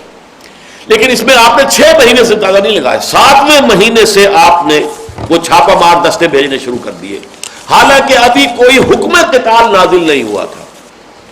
یہ 8 غزوات اور سرایا ہیں. رمضان سن 1 ہجری میں سریہ سیف البحر، شوال سن 1 ہجری میں سریہ رابغ، ذی قعدہ سن 1 میں سریہ خرار، سفر سن 2 میں غزوہ ابوا یا ودان جس میں حضور بھی تشریف لے گئے تھے، غزوہ اسی کو کہتے ہیں. پھر جو ہے ربیع الاول سن 2 میں ہوا ہے بوات، پھر غزوہ ہوا ہے ربیع الاول سن 2 ہی کے اندر صفوان کا، پھر جمادی الاول اور جمادی الاخری میں ہوا ہے سن 2 میں غزوہ ذی العشیرہ، اور پھر رجب میں ہوا ہے سریہ نخلہ. یہ 4 سرایا ہیں، 4 غزوات ہیں. 4 میں حضور خود بھی شریک ہوئے اور 4 جو ہے وہ آپ نے صرف لوگوں کو بھیج دیا، خود شریک نہیں ہوئے. اس وقت اس پر جو ہے وہاں جو ذرا کمزور لوگ تھے مسلمانوں میں سے، جنہیں جانیں پیاری تھی، جس کو ہو جان و دل عزیز اس کی گلی میں جائے کیوں، وہ گلی میں تو آ گئے. پورا جب قبیلہ جو ہے اوس کا طے کر رہا ہے کہ اب ایمان لانا ہے تو وہ بھی ایمان لے آئے. اب پورے قبیلے کے ساتھ وہ اب کیسے علیحدہ راستہ اختیار کرتے، لیکن ایمان ان کے دلوں میں ابھی پوری طرح جاگوزی نہیں ہوا تھا. وہی بات کہ جو بعد میں کہی گئی ہے، جو غزوہ جو یوں سمجھیے کہ فتح مکہ کے بعد جو صورت ہوئی، قالت الاعراب آمنا قل لم تؤمنوا ولكن قولوا اسلمنا ولما يدخل الايمان في قلوبكم. یہ بدو کہہ رہے ہیں کہ ہم ایمان لے آئے، نبی ان سے کہہ دیجئے تم ایمان ہرگز نہیں لائے ہو، بلکہ یوں کہو کہ مسلمان ہو گئے. یہی معاملہ کچھ مسلمانوں کا اس وقت تھا مدینے کے اندر بھی. اب انہوں نے یہ کہنا شروع کیا، اور یہ پھر یہود جو ہیں خاص طور پر جب تحویل قبلہ ہو گئی تو یہود کے کان بھی کھڑے ہو گئے کہ یہ تو کوئی ایک نئی امت بن رہی ہے جو کہ ہماری حیثیت کو چیلنج کرے گی. تو اب یہود نے ان کو بھڑکانا شروع کیا. اسی وجہ سے یہ تشویش بھی مسلمانوں میں پیدا ہوئی جو ہم پڑھ چکے ہیں کہ اگر یہ اصل قبلہ جو ہے خانہ کعبہ تھا تو ہم نے 16 مہینے جو نمازیں پڑھی وہ تو گئیں، وہ تو بیکار گئی، غلط رخ پر پڑھی گئی. اور نماز تو اصل ایمان ہے. تو گویا کہ جو وہاں پر جو دوسرے پارے کے شروع میں جو آیات آئی ہیں وَمَا كَانَ اللَّهُ لِيُضِيعَ إِيمَانَكُمْ، ان کو اطمینان دلایا گیا کہ یہ نہ سمجھو وہ بھی اللہ کے رسول کے حکم سے تھا، اللہ کے حکم سے تھا، وہ بھی صحیح تھا. وہ نمازیں تم نے پڑھی ہیں تو صحیح پڑھی ہیں. اب اللہ کا حکم یہ ہے ادھر رخ کرو گے تب بھی صحیح ہوگا. لیکن یہ تشویش وہ پیدا کرتے تھے کہ یہ کیسے نبی ہے، کیسے رسول ہے جن کا قبلہ ہی معین نہیں ہے، کبھی شمال کی طرف رخ کر کے نماز پڑھ رہے ہیں، کبھی جنوب کی طرف. تو اس طرح کی جو تشویش پیدا ہوتی تھی ان میں سے ایک تشویش یہ بھی تھی کہ یہ تو حضور نے خود اپنے طور پر جو ہے، جسے آج ہم اپنی زبان میں کہتے ہیں، میں لفظ آ رہا تھا لیکن میں روک رہا ہوں، حضور کے ذکر میں وہ لفظ استعمال کرنا مناسب نہیں ہے. اللہ کا شکر ہے کہ بر وقت مجھے تنبہ ہو گیا کہ یہ تو خود آپ نے آگے بڑھ کر اقدام کر لیا ہے. ابھی اللہ کی طرف سے تو حکم آیا ہی نہیں، اللہ نے اذن دیا ہے نا. تو اذن کا تو مطلب یہ کہ اگر تمہارے اوپر جنگ کی جائے، چڑھائی کی جائے تو دفاع کے اندر جنگ کرو. اس سے تو نتیجہ صرف یہ نکلتا ہے. لیکن یہ کہ محمد صلی اللہ علیہ وسلم نے تو آگے بڑھ کر خود جو ہے یہ لشکر بھیجنے شروع کر دیے، چھاپا مار دستے بھیجنے شروع کر دیے. اس کا تو حکم آیا ہی نہیں تھا. لہذا اس میں جو چہمے گوئیاں شروع ہوئی ہیں اس کے جواب میں پھر ایک تو یہ آیات نازل ہوئی ہے جو اس وقت ہم پڑھ رہے ہیں، اور ایک مکمل سورت نازل ہوئی ہے جس کا نام ہی سورہ قتال ہے، سورہ محمد صلی اللہ علیہ وسلم اور سورہ قتال 26ویں پارے میں. چنانچہ وہاں پر تو باقاعدہ ذکر یہ کیا گیا ہے کہ ان میں سے کچھ لوگوں نے کہا یہ وَيَقُولُ الَّذِينَ آمَنُوا لَوْلَا نُزِّلَتْ سُورَةٌ، کچھ اہل ایمان ایسے بھی ہیں جو کہہ رہے ہیں کہ کوئی سورت کیوں نازل نہیں ہوئی، قرآن کے اندر کوئی حکم تو ابھی قتال کا آیا نہیں ہے، اور یہ حضور نے پہلے ہی جو اقدام شروع کر دیا ہے. یہ تو خام خواہ جو ہے آ بیل مجھے مار، یہ تو گویا کہ خود جو ہے کیوں نہ ہم امن کے ساتھ، جیسے آج بھی کوئی سوچ سکتا ہے صرف تبلیغ سے کام بن سکتا ہے، اگر گڑ دے کر کسی کو مارا جا سکتا ہو تو زہر دینے کی ضرورت کیا ہے، صرف تبلیغ کرو، صرف دعوت و تبلیغ کے ذریعے سے انقلاب برپا کر دو. یہ تلوار ہاتھ میں لینا اور تصادم کی بات کرنا یہ تو دنیا جو ہے اس کو پسند نہیں کرتی، اور گویا کہ طبیعت انسانی بھی اس سے ابا کرتی ہے. اور جن کو جان پیاری ہو ظاہر بات ہے کہ وہ تو اس سے بہت ہی فرار کا راستہ اختیار کریں گے. تو یقول الذین آمنوا لولا نزلت سورۃ، سورت کیوں نازل نہیں ہوئی؟ فاذا انزلت سورۃ محکمۃ، تو پھر جب وہ سورہ محکمہ نازل کر دی گئی، وذکر فیہا القتال، اور اس میں قتال کا حکم آ گیا، رأیت الذین فی قلوبہم مرض، تو اب اے نبی آپ دیکھتے ہیں ان لوگوں کے جن کو دلوں کے اندر کے روگ ہے، بیماری ہے، ضعف ایمان ہے، ینظرون الیک نظر المغشی علیہ من الموت، وہ آپ کو ایسے دیکھ رہے ہیں کہ جیسے وہ شخص دیکھا کرتا ہے کہ جس پر موت کی غشی طاری ہوتی ہے۔ موت کی غشی میں جیسے ڈیلے پھرتے ہیں انسان کے، ایسے ہی اس خوف کی وجہ سے ان کے اندر جو ہے اب جو ہے جنگ میں جانا پڑے گا، اب تو اللہ کی طرف سے بھی حکم آ گیا، اب تو ہمارے پاس کوئی جائے فرار نہیں رہی، اب ہم کوئی اعتراض کرنے کی پوزیشن میں نہیں رہے، فَأَوْلَىٰ لَهُمْ، تو ایسے لوگوں کے لیے ہلاکت ہے اور بربادی ہے۔ ایسے ہی لوگوں کا ذکر آگے آ جائے گا اسی سورہ مبارکہ میں، یہ آیت نمبر 216 ہے اسی سورہ مبارکہ کی، كُتِبَ عَلَيْكُمُ الْقِتَالُ وَهُوَ كُرْهٌ لَكُمْ، اے مسلمانوں تم پر اب قتال فرض کر دیا گیا اور یہ تمہیں بڑا گواہ گزر رہا ہے، اچھا نہیں لگ رہا، ناگوار محسوس ہو رہا ہے۔ وَعَسَىٰ أَن تَكْرَهُوا شَيْئًا وَهُوَ خَيْرٌ لَكُمْ، اور ہو سکتا ہے کہ تم کسی چیز کو ناپسند کرو ذرا حالانکہ اسی میں تمہارے لیے خیر ہو۔ وَعَسَىٰ أَن تُحِبُّوا شَيْئًا وَهُوَ شَرٌّ لَكُمْ وَاللَّهُ يَعْلَمُ وَأَنتُمْ لَا تَعْلَمُونَ، اور ہو سکتا ہے کہ تم کسی شے کو پسند کرو حالانکہ اس میں شر ہو، اللہ جانتا ہے تم نہیں جانتے۔ تو یہ ہے اصل میں پس منظر ان آیات کا کہ جب حضور صلی اللہ علیہ وسلم نے اقدام کا آغاز کیا، اور یہ اقدام آپ کی طرف سے ہوا ہے، کوئی فوجی کارروائی مکے والوں کی طرف سے شروع نہیں ہوئی۔ یہ ٹھیک ہے، ایک اعتبار سے ہم کہہ سکتے ہیں کہ جنگ کا آغاز انہوں نے کیا، ہاسٹیلیٹیز کا آغاز انہوں نے کیا، مسلمانوں کو پرسیکیوٹ کرتے رہے، ان میں سے بعض کو شہید بھی کر دیا، ہلاک کر دیا، کتنوں کو قید میں رکھا، پھر گھروں سے نکلنے پہ مجبور کر دیا، الذین اخرجوا من دیارہم بغیر حق الا یقولوا ربنا اللہ، یہ سب لوگ جو ہیں اپنا گھر بار چھوڑنے پر کیوں مجبور ہوئے؟ اس لیے کہ وہ یہ کہتے تھے کہ ہمارا رب اللہ ہے، صرف اس جرم کی پاداش میں۔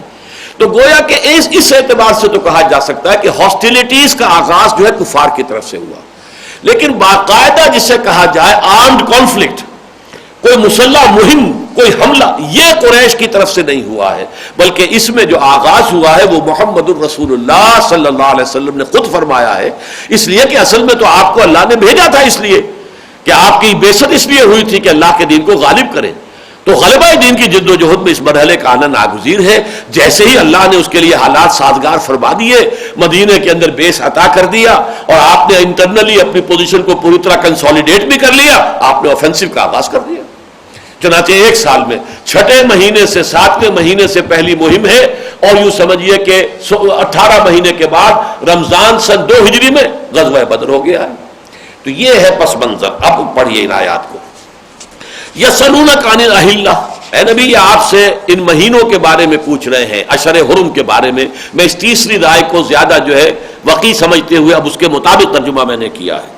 قل ہی مواقیت للناس والحج، کہہ دیجئے مواقیت میقات کی جمع ہے، میقات جو ہے وقت سے بنا، میقات مفعال کے وزن پر، تو یہ در حقیقت کسی وقت معین، لیکن اس کے ساتھ ہی جیسے ظرف زمان کے ساتھ ظرف مکان بھی آ جاتا ہے، تو کسی مقام معین کے لیے بھی آ جاتا ہے۔ یہ میقات کا لفظ آتا ہے حج کے لیے، یہ میقات ہے، یعنی یہاں سے اب آگے حاجی نہیں جائے گا بغیر احرام باندھے ہوئے۔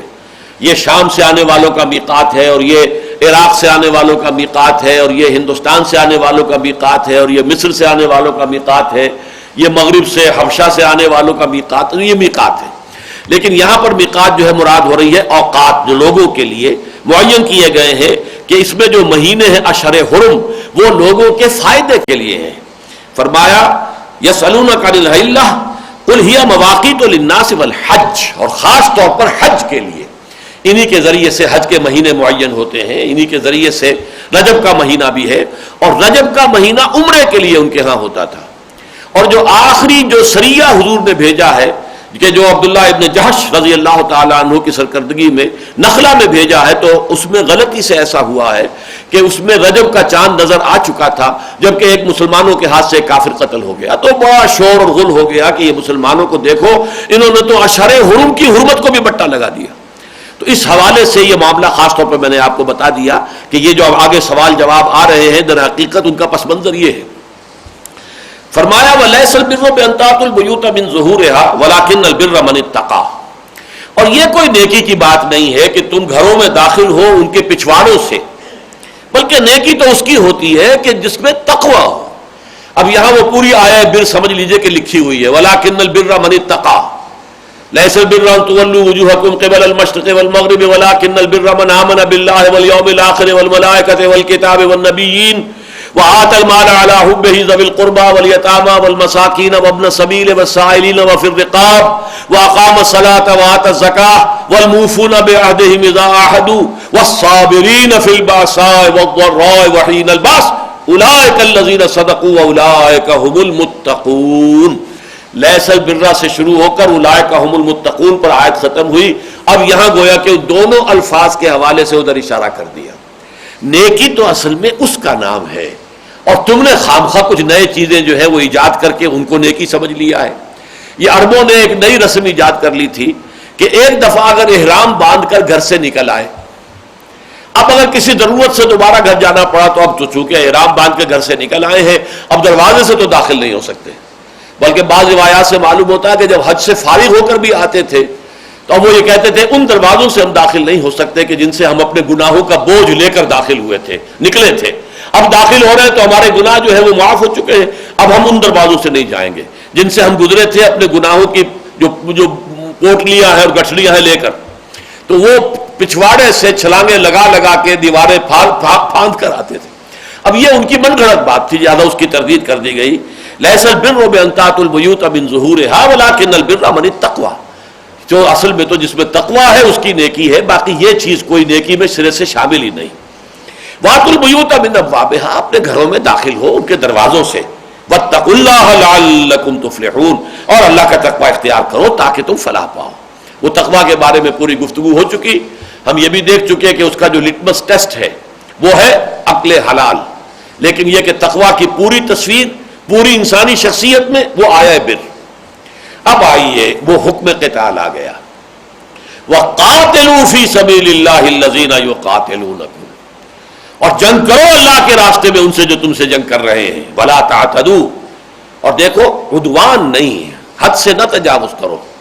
مطلب یہ کہ جتنی کچھ ان کی طرف سے کارروائی ہو اتنا ہی تمہاری طرف سے بھی کوئی اقدام ہو جائے جوابی تو ٹھیک ہے. اس لیے کہ ظاہر بات ہے کہ حضور صلی اللہ علیہ وسلم نے جو جوابی اقدام کیا تھا, اقدام تو حضور نے کیا ہے, لیکن ادھر سے جیسا کہ میں عرض کر چکا ہوں کہ ان کی طرف سے ہاسٹیلٹیز تو شروع ہو چکی تھی کہ انہوں نے مکے سے نکلنے پر مسلمانوں کو مجبور کیا.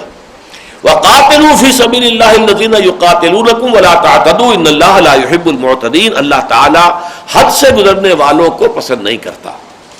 وَاقْتُلُوهُمْ حَيْثُ ثَقِفْتُمُوهُمْ, قتل کرو انہیں جہاں بھی انہیں پاؤ. وَأَخْرِجُوهُمْ مِنْ حَيْثُ أَخْرَجُوكُمْ, نکالو انہیں وہاں سے جہاں سے انہوں نے تمہیں نکالا ہے.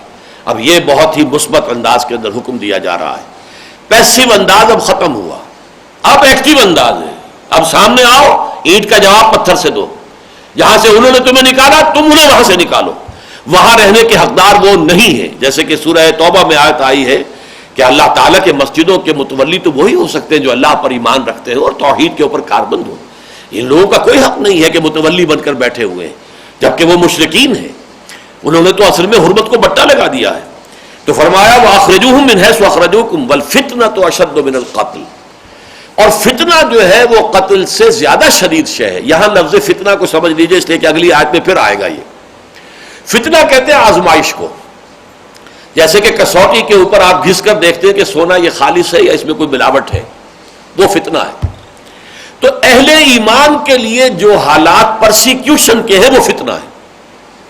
یعنی جہاں کے ایمان پر کاربند رہنا مشکل ہو جائے, جہاں توحید کا اعلان کرنا مشکل ہو جائے, جہاں اللہ کی عبادت کرنے پر تکلیفیں آتی ہوں, مصیبت آتی ہو, وہ پورا ماحول جو ہے وہ فتنہ ہے. اور اس سے آگے بڑھ کر اس کا مفہوم یہ ہے کہ چونکہ یہ زمین اللہ کی ہے, الارض للہ ان الارض للہ, یہاں پر اس کا حکم چلنا چاہیے. اس کے حکم کی بجائے جس کا حکم چل رہا ہے, چاہے پورا نظم ہے, پورا لا اینڈ آرڈر ہے, کہیں کوئی جرائم نہیں ہے, کہیں کوئی اندیشے نہیں ہے, جیسے کہ ڈاکوؤں کا کوئی اڈا ہے اور وہاں پر انٹرنلی پورا امن ہے, لیکن ہے تو ڈاکوؤں کا اڈا, وہ تو وہاں پہ ڈاکو بستے ہیں. اسی طریقے سے چاہے بظاہر امن ہے, کوئی پرسیکیوشن نہیں ہے, لیکن جہاں غیر اللہ کی حکومت ہے وہ فتنہ ہے, وہ فساد ہے, وہ اللہ کے خلاف بغاوت ہے. چنانچہ وہ آگے آیت کے اندر یہی مفہوم اس کا آئے گا. تو فرمایا یہ والفتنۃ اشد من القتل, یہ پس منظر میں وہی لوگ ہیں جو کہتے تھے آخر جنگ کی کیا ضرورت ہے, یہ خامخواہ کی چھیڑ چھاڑ ہم نے شروع کر دی ہے، یہ خامخواہ ان کے ساتھ جو ہے قریش کے ساتھ ہم جنگ مول لینے کے در پہ ہو گئے ہیں، کیا ضرورت ہے؟ ہمیں تو دعوت اور تبلیغ کے ذریعے سے بات پہنچانی چاہیے. وما علینا الا البلاغ، ہمارے اوپر تو ذمہ داری بھی سوائے پہنچانے کے اور کچھ نہیں ہے. تو یہ سورہ قتال جو ہے، سورہ محمد کا دوسرا نام سورہ قتال بھی ہے صلی اللہ علیہ وسلم. اس میں یہ بات کہی گئی ہے کہ اے مسلمانوں، اب امن اور صلح جوئی کی طرف نہ جاؤ. اب وہ مرحلہ شروع ہو چکا ہے اقدام کا، کہ اب تو کفر اور شرک کے خلاف تمہیں اقدام کرنا، آفینسو لینا ہے. لہذا اب یہ صلح پسندی اور صلح جوئی اور صلح کل انداز جو ہے یہ صحیح نہیں ہے. یہ جب سورہ قتال ہم پڑھیں گے تو پورے مضامین تفصیل سے آئیں گے. تو یہ انہی کو کہا جا رہا ہے والفتنۃ اشد من القتل. تم صرف انسانی جان لینے کو سمجھتے ہو کہ بہت بڑا کام ہو گیا. اگر اللہ تعالیٰ پر ایمان کے حوالے سے کسی شخص کو پریشان کیا جا رہا ہے تو تمہارے نزدیک وہ معمولی بات ہے. مکے میں جو کچھ ہو رہا تھا اہل ایمان کے ساتھ وہ معمولی بات تھی کہ لوگوں کو توحید سے برگشتہ کرنے کے لیے ان پر جبر اور تشدد کیا جا رہا تھا. والفتنۃ اشد من القتل، فتنہ جو ہے وہ قتل سے کہیں زیادہ بھاری شے ہے اللہ کی نگاہ میں. ولا تقاتلوہم عند المسجد الحرام. اب یہاں آ گیا مسئلہ. یہ حرمتیں جو ہیں، ایک اشہر حرم کی حرمت ہے، ایک جو حرم کی سرزمین ہے اس کی حرمت ہے. جو محترم مہینے ہیں ان میں جنگ نہیں ہو سکتی، اس میں کوئی خون ریزی غارت گری نہیں ہو سکتی. یہ عرب کی پرانی روایت چلی آ رہی تھی حضرت ابراہیم کے زمانے سے. اور یہ جو مہینے تھے یہ ان کے لیے بہت غنیمت تھے. اس میں کاروبار ہوتا تھا، قافلے ادھر ادھر جاتے تھے، کہیں کوئی کسی کو چھیڑتا نہیں تھا، کوئی کسی کو تکلیف نہیں دیتا تھا. تو یہ مہینے ان کے لیے ایک طرح کے رحمت تھے. جیسے کہ قریش کے لیے یہ سرزمین حرم رحمت بن گئی تھی. لإلاف قریش إِلَافِهِمْ رِحْلَةَ الشِّتَاءِ وَالصَّيْفِ فَلْيَعْبُدُوا رَبَّ هَذَا الْبَيْتِ الَّذِي أَطْعَمَهُم مِّن جُوعٍ وَآمَنَهُم مِّن خَوْفٍ. اس گھر کی وجہ سے انہیں امن نصیب ہے. مکے پر تو کوئی چڑھائی کر کے آ ہی نہیں سکتا کہ وہ ارض حرم ہے. مکے کے اوپر کوئی غارت گری کیسے کرے گا، وہ تو ارض حرم ہے. تو یہ حرمتیں جو ہے زمانی حرمت یعنی اشہر حرم محترم مہینے، اور مکینی اور جو زمینی حرمت یعنی یہ سرزمین حرم.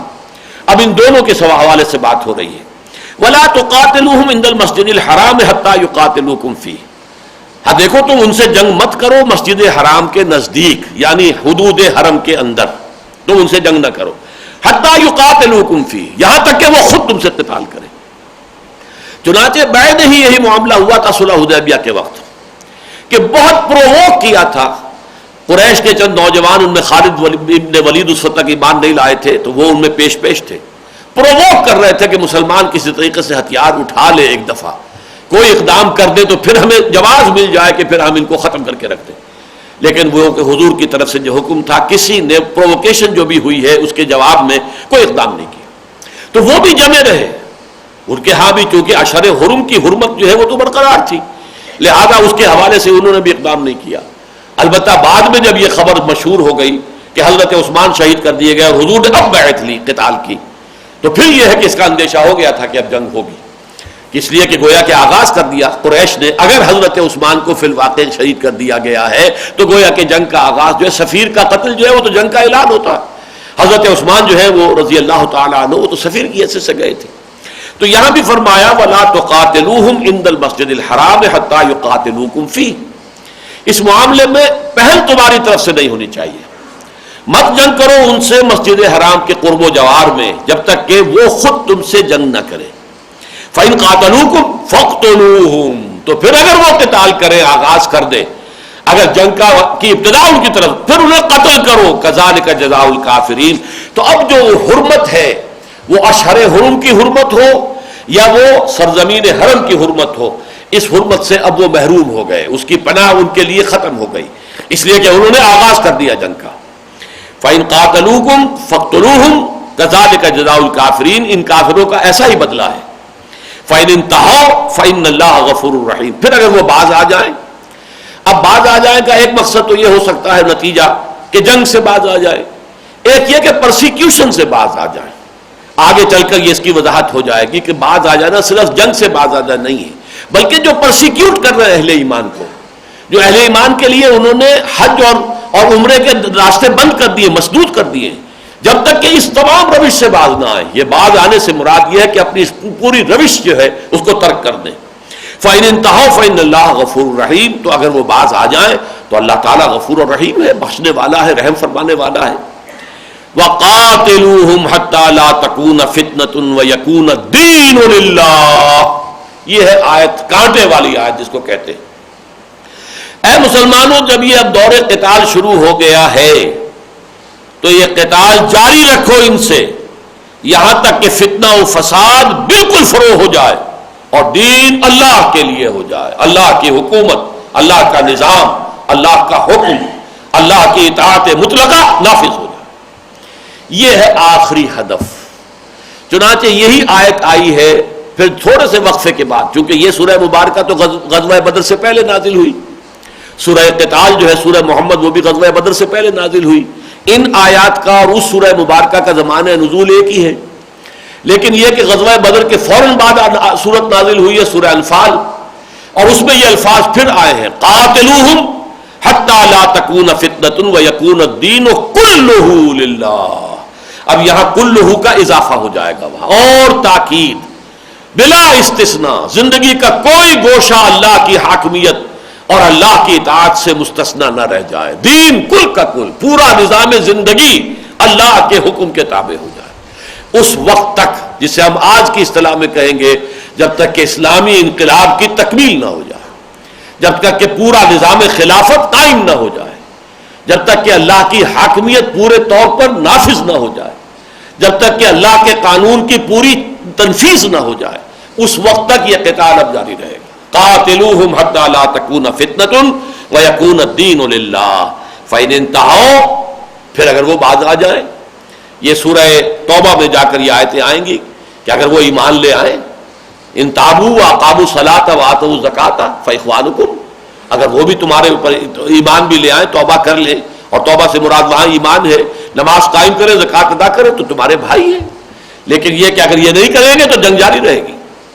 فرمایا فَإِنِ انتَهَوْا فَلَا عُدْوَانَ إِلَّا عَلَى الظَّالِمِينَ، تو پھر زیادتی نہیں ہوتی مگر صرف ان پر کہ جو ظلم کرنے والے ہوں۔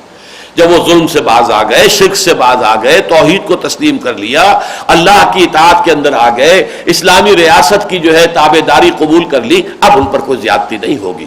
کسی سابقہ دشمنی کی وجہ سے اب ان پر کوئی زیادتی کرنا یہ مسلمانوں کے شایان شان نہیں ہوگا۔ انقلاب کی تکمیل کے بعد، جیسا کہ آپ کو معلوم ہے، اذهبوا فانتم الطلقاء، جیسے اعلان عام کیا گیا، جاؤ تم سب کے سب آزاد ہو، کوئی ہم تم سے بدلہ پرانا نہیں لے رہے، کوئی پرانا حساب نہیں چکایا جائے گا۔ اذهبوا فانتم الطلقاء، آج میں تم سے وہی بات کہہ رہا ہوں جو میرے بھائی یوسف نے اپنے بھائیوں سے کہی تھی، لا تثریب علیکم اليوم۔ آج میں کوئی ملامت کے جملے بھی نہیں کہنا چاہتا کہ تمہارے دلوں کو جو پہلے ہی زخمی ہے، شکست خوردہ ہو، تم مغلوب ہو گئے ہو، اب ان کے اوپر اور نمک مرچ ڈالنا تمہارے زخموں پر، یہ ہم نہیں کریں گے۔ لا تثریب علیکم اليوم، تم پر آج کوئی ملامت بھی نہیں ہے۔ اذهبوا فانتم الطلقاء، جاؤ تم سب کے سب آزاد۔ تو اسلامی انقلاب کے بعد پھر یہ روش ہوتی ہے، لہذا یہاں فرمایا فلا عدوان الا علی الظالمین۔ الشہر الحرام بالشہر الحرام، حرمت والے مہینے کا بدلہ حرمت والا مہینہ ہے، یعنی حرمت والے مہینے کا جو احترام ہے اس کا فائدہ لوگوں کو پہنچتا ہے نا، کہ حرمت والے مہینے میں ان پر کوئی قتل و غارت نہیں ہو سکتی، ان کو لوٹا نہیں جا سکتا، انہیں تکلیف نہیں دی جا سکتی، یہی ہے نا حرمت۔ لیکن یہ کہ اگر انہوں نے اس حرمت کا کوئی بٹا لگا دیا اور مسلمانوں تمہیں محروم کر دیا اس کی حرمت کی جو کور تمہارے پاس تھا، جو اس کا دفاع تمہارے پاس تھا، تو اب اس کے بدلے میں تم بھی انہیں محروم کر دو کہ حرمت اشہر حرم کی وجہ سے یا حرمت ارض حرم کی وجہ سے انہیں کوئی حفاظت میں نہیں اب میسر رہے گی۔ الشہر الحرام بالشہر الحرام، شہر حرام کے اگر حرمت کو انہوں نے بٹا لگایا ہے تو اس کے جواب میں تم بھی انہیں اس شہر حرام کی جو حفاظت تھی، جو پروٹیکشن تھی، اس سے محروم کر دو۔ والحرمات قصاص، اور تمام جو محترم چیزیں ہیں ان کے اندر بھی برابری کا معاملہ ہوگا، جوابی کارروائی جو ہے وہ کی جائے گی۔ یہ بھکشوؤں والا معاملہ نہیں ہے۔ ایک دور تھا، وہ دور جو ہے انقلابی جو عمل ہے، پروسیس ہے، اس کے اعتبار سے بہت اہم تھا۔ حضرت عیسیٰ علیہ السلام کی زندگی میں چونکہ اس سے آگے کا مرحلہ آیا ہی نہیں تھا، لہذا وہاں یہ ہمیں ملتا ہے کہ اگر کوئی تمہارے داہنے گال پہ تھپڑ مارے تو بایاں بھی پیش کر دو۔ تمہیں اگر کوئی 1 میل لے کر جانا چاہے کسی بیگار میں کوئی بوجھ اٹھا کر تو 2 کوس جانے کو تیار ہو جاؤ۔ کوئی تمہارا جو ہے وہ چوغا لینا چاہے تو کوہتا بھی اتار کے دے دو۔ تو یہ دور تھا حضرت عیسیٰ علیہ السلام کے تو 3 برس تھے، وہ اسی دور میں گزر گئے۔ حضور کی زندگی میں بھی 12 برس اسی طریقے سے گزرے ہیں۔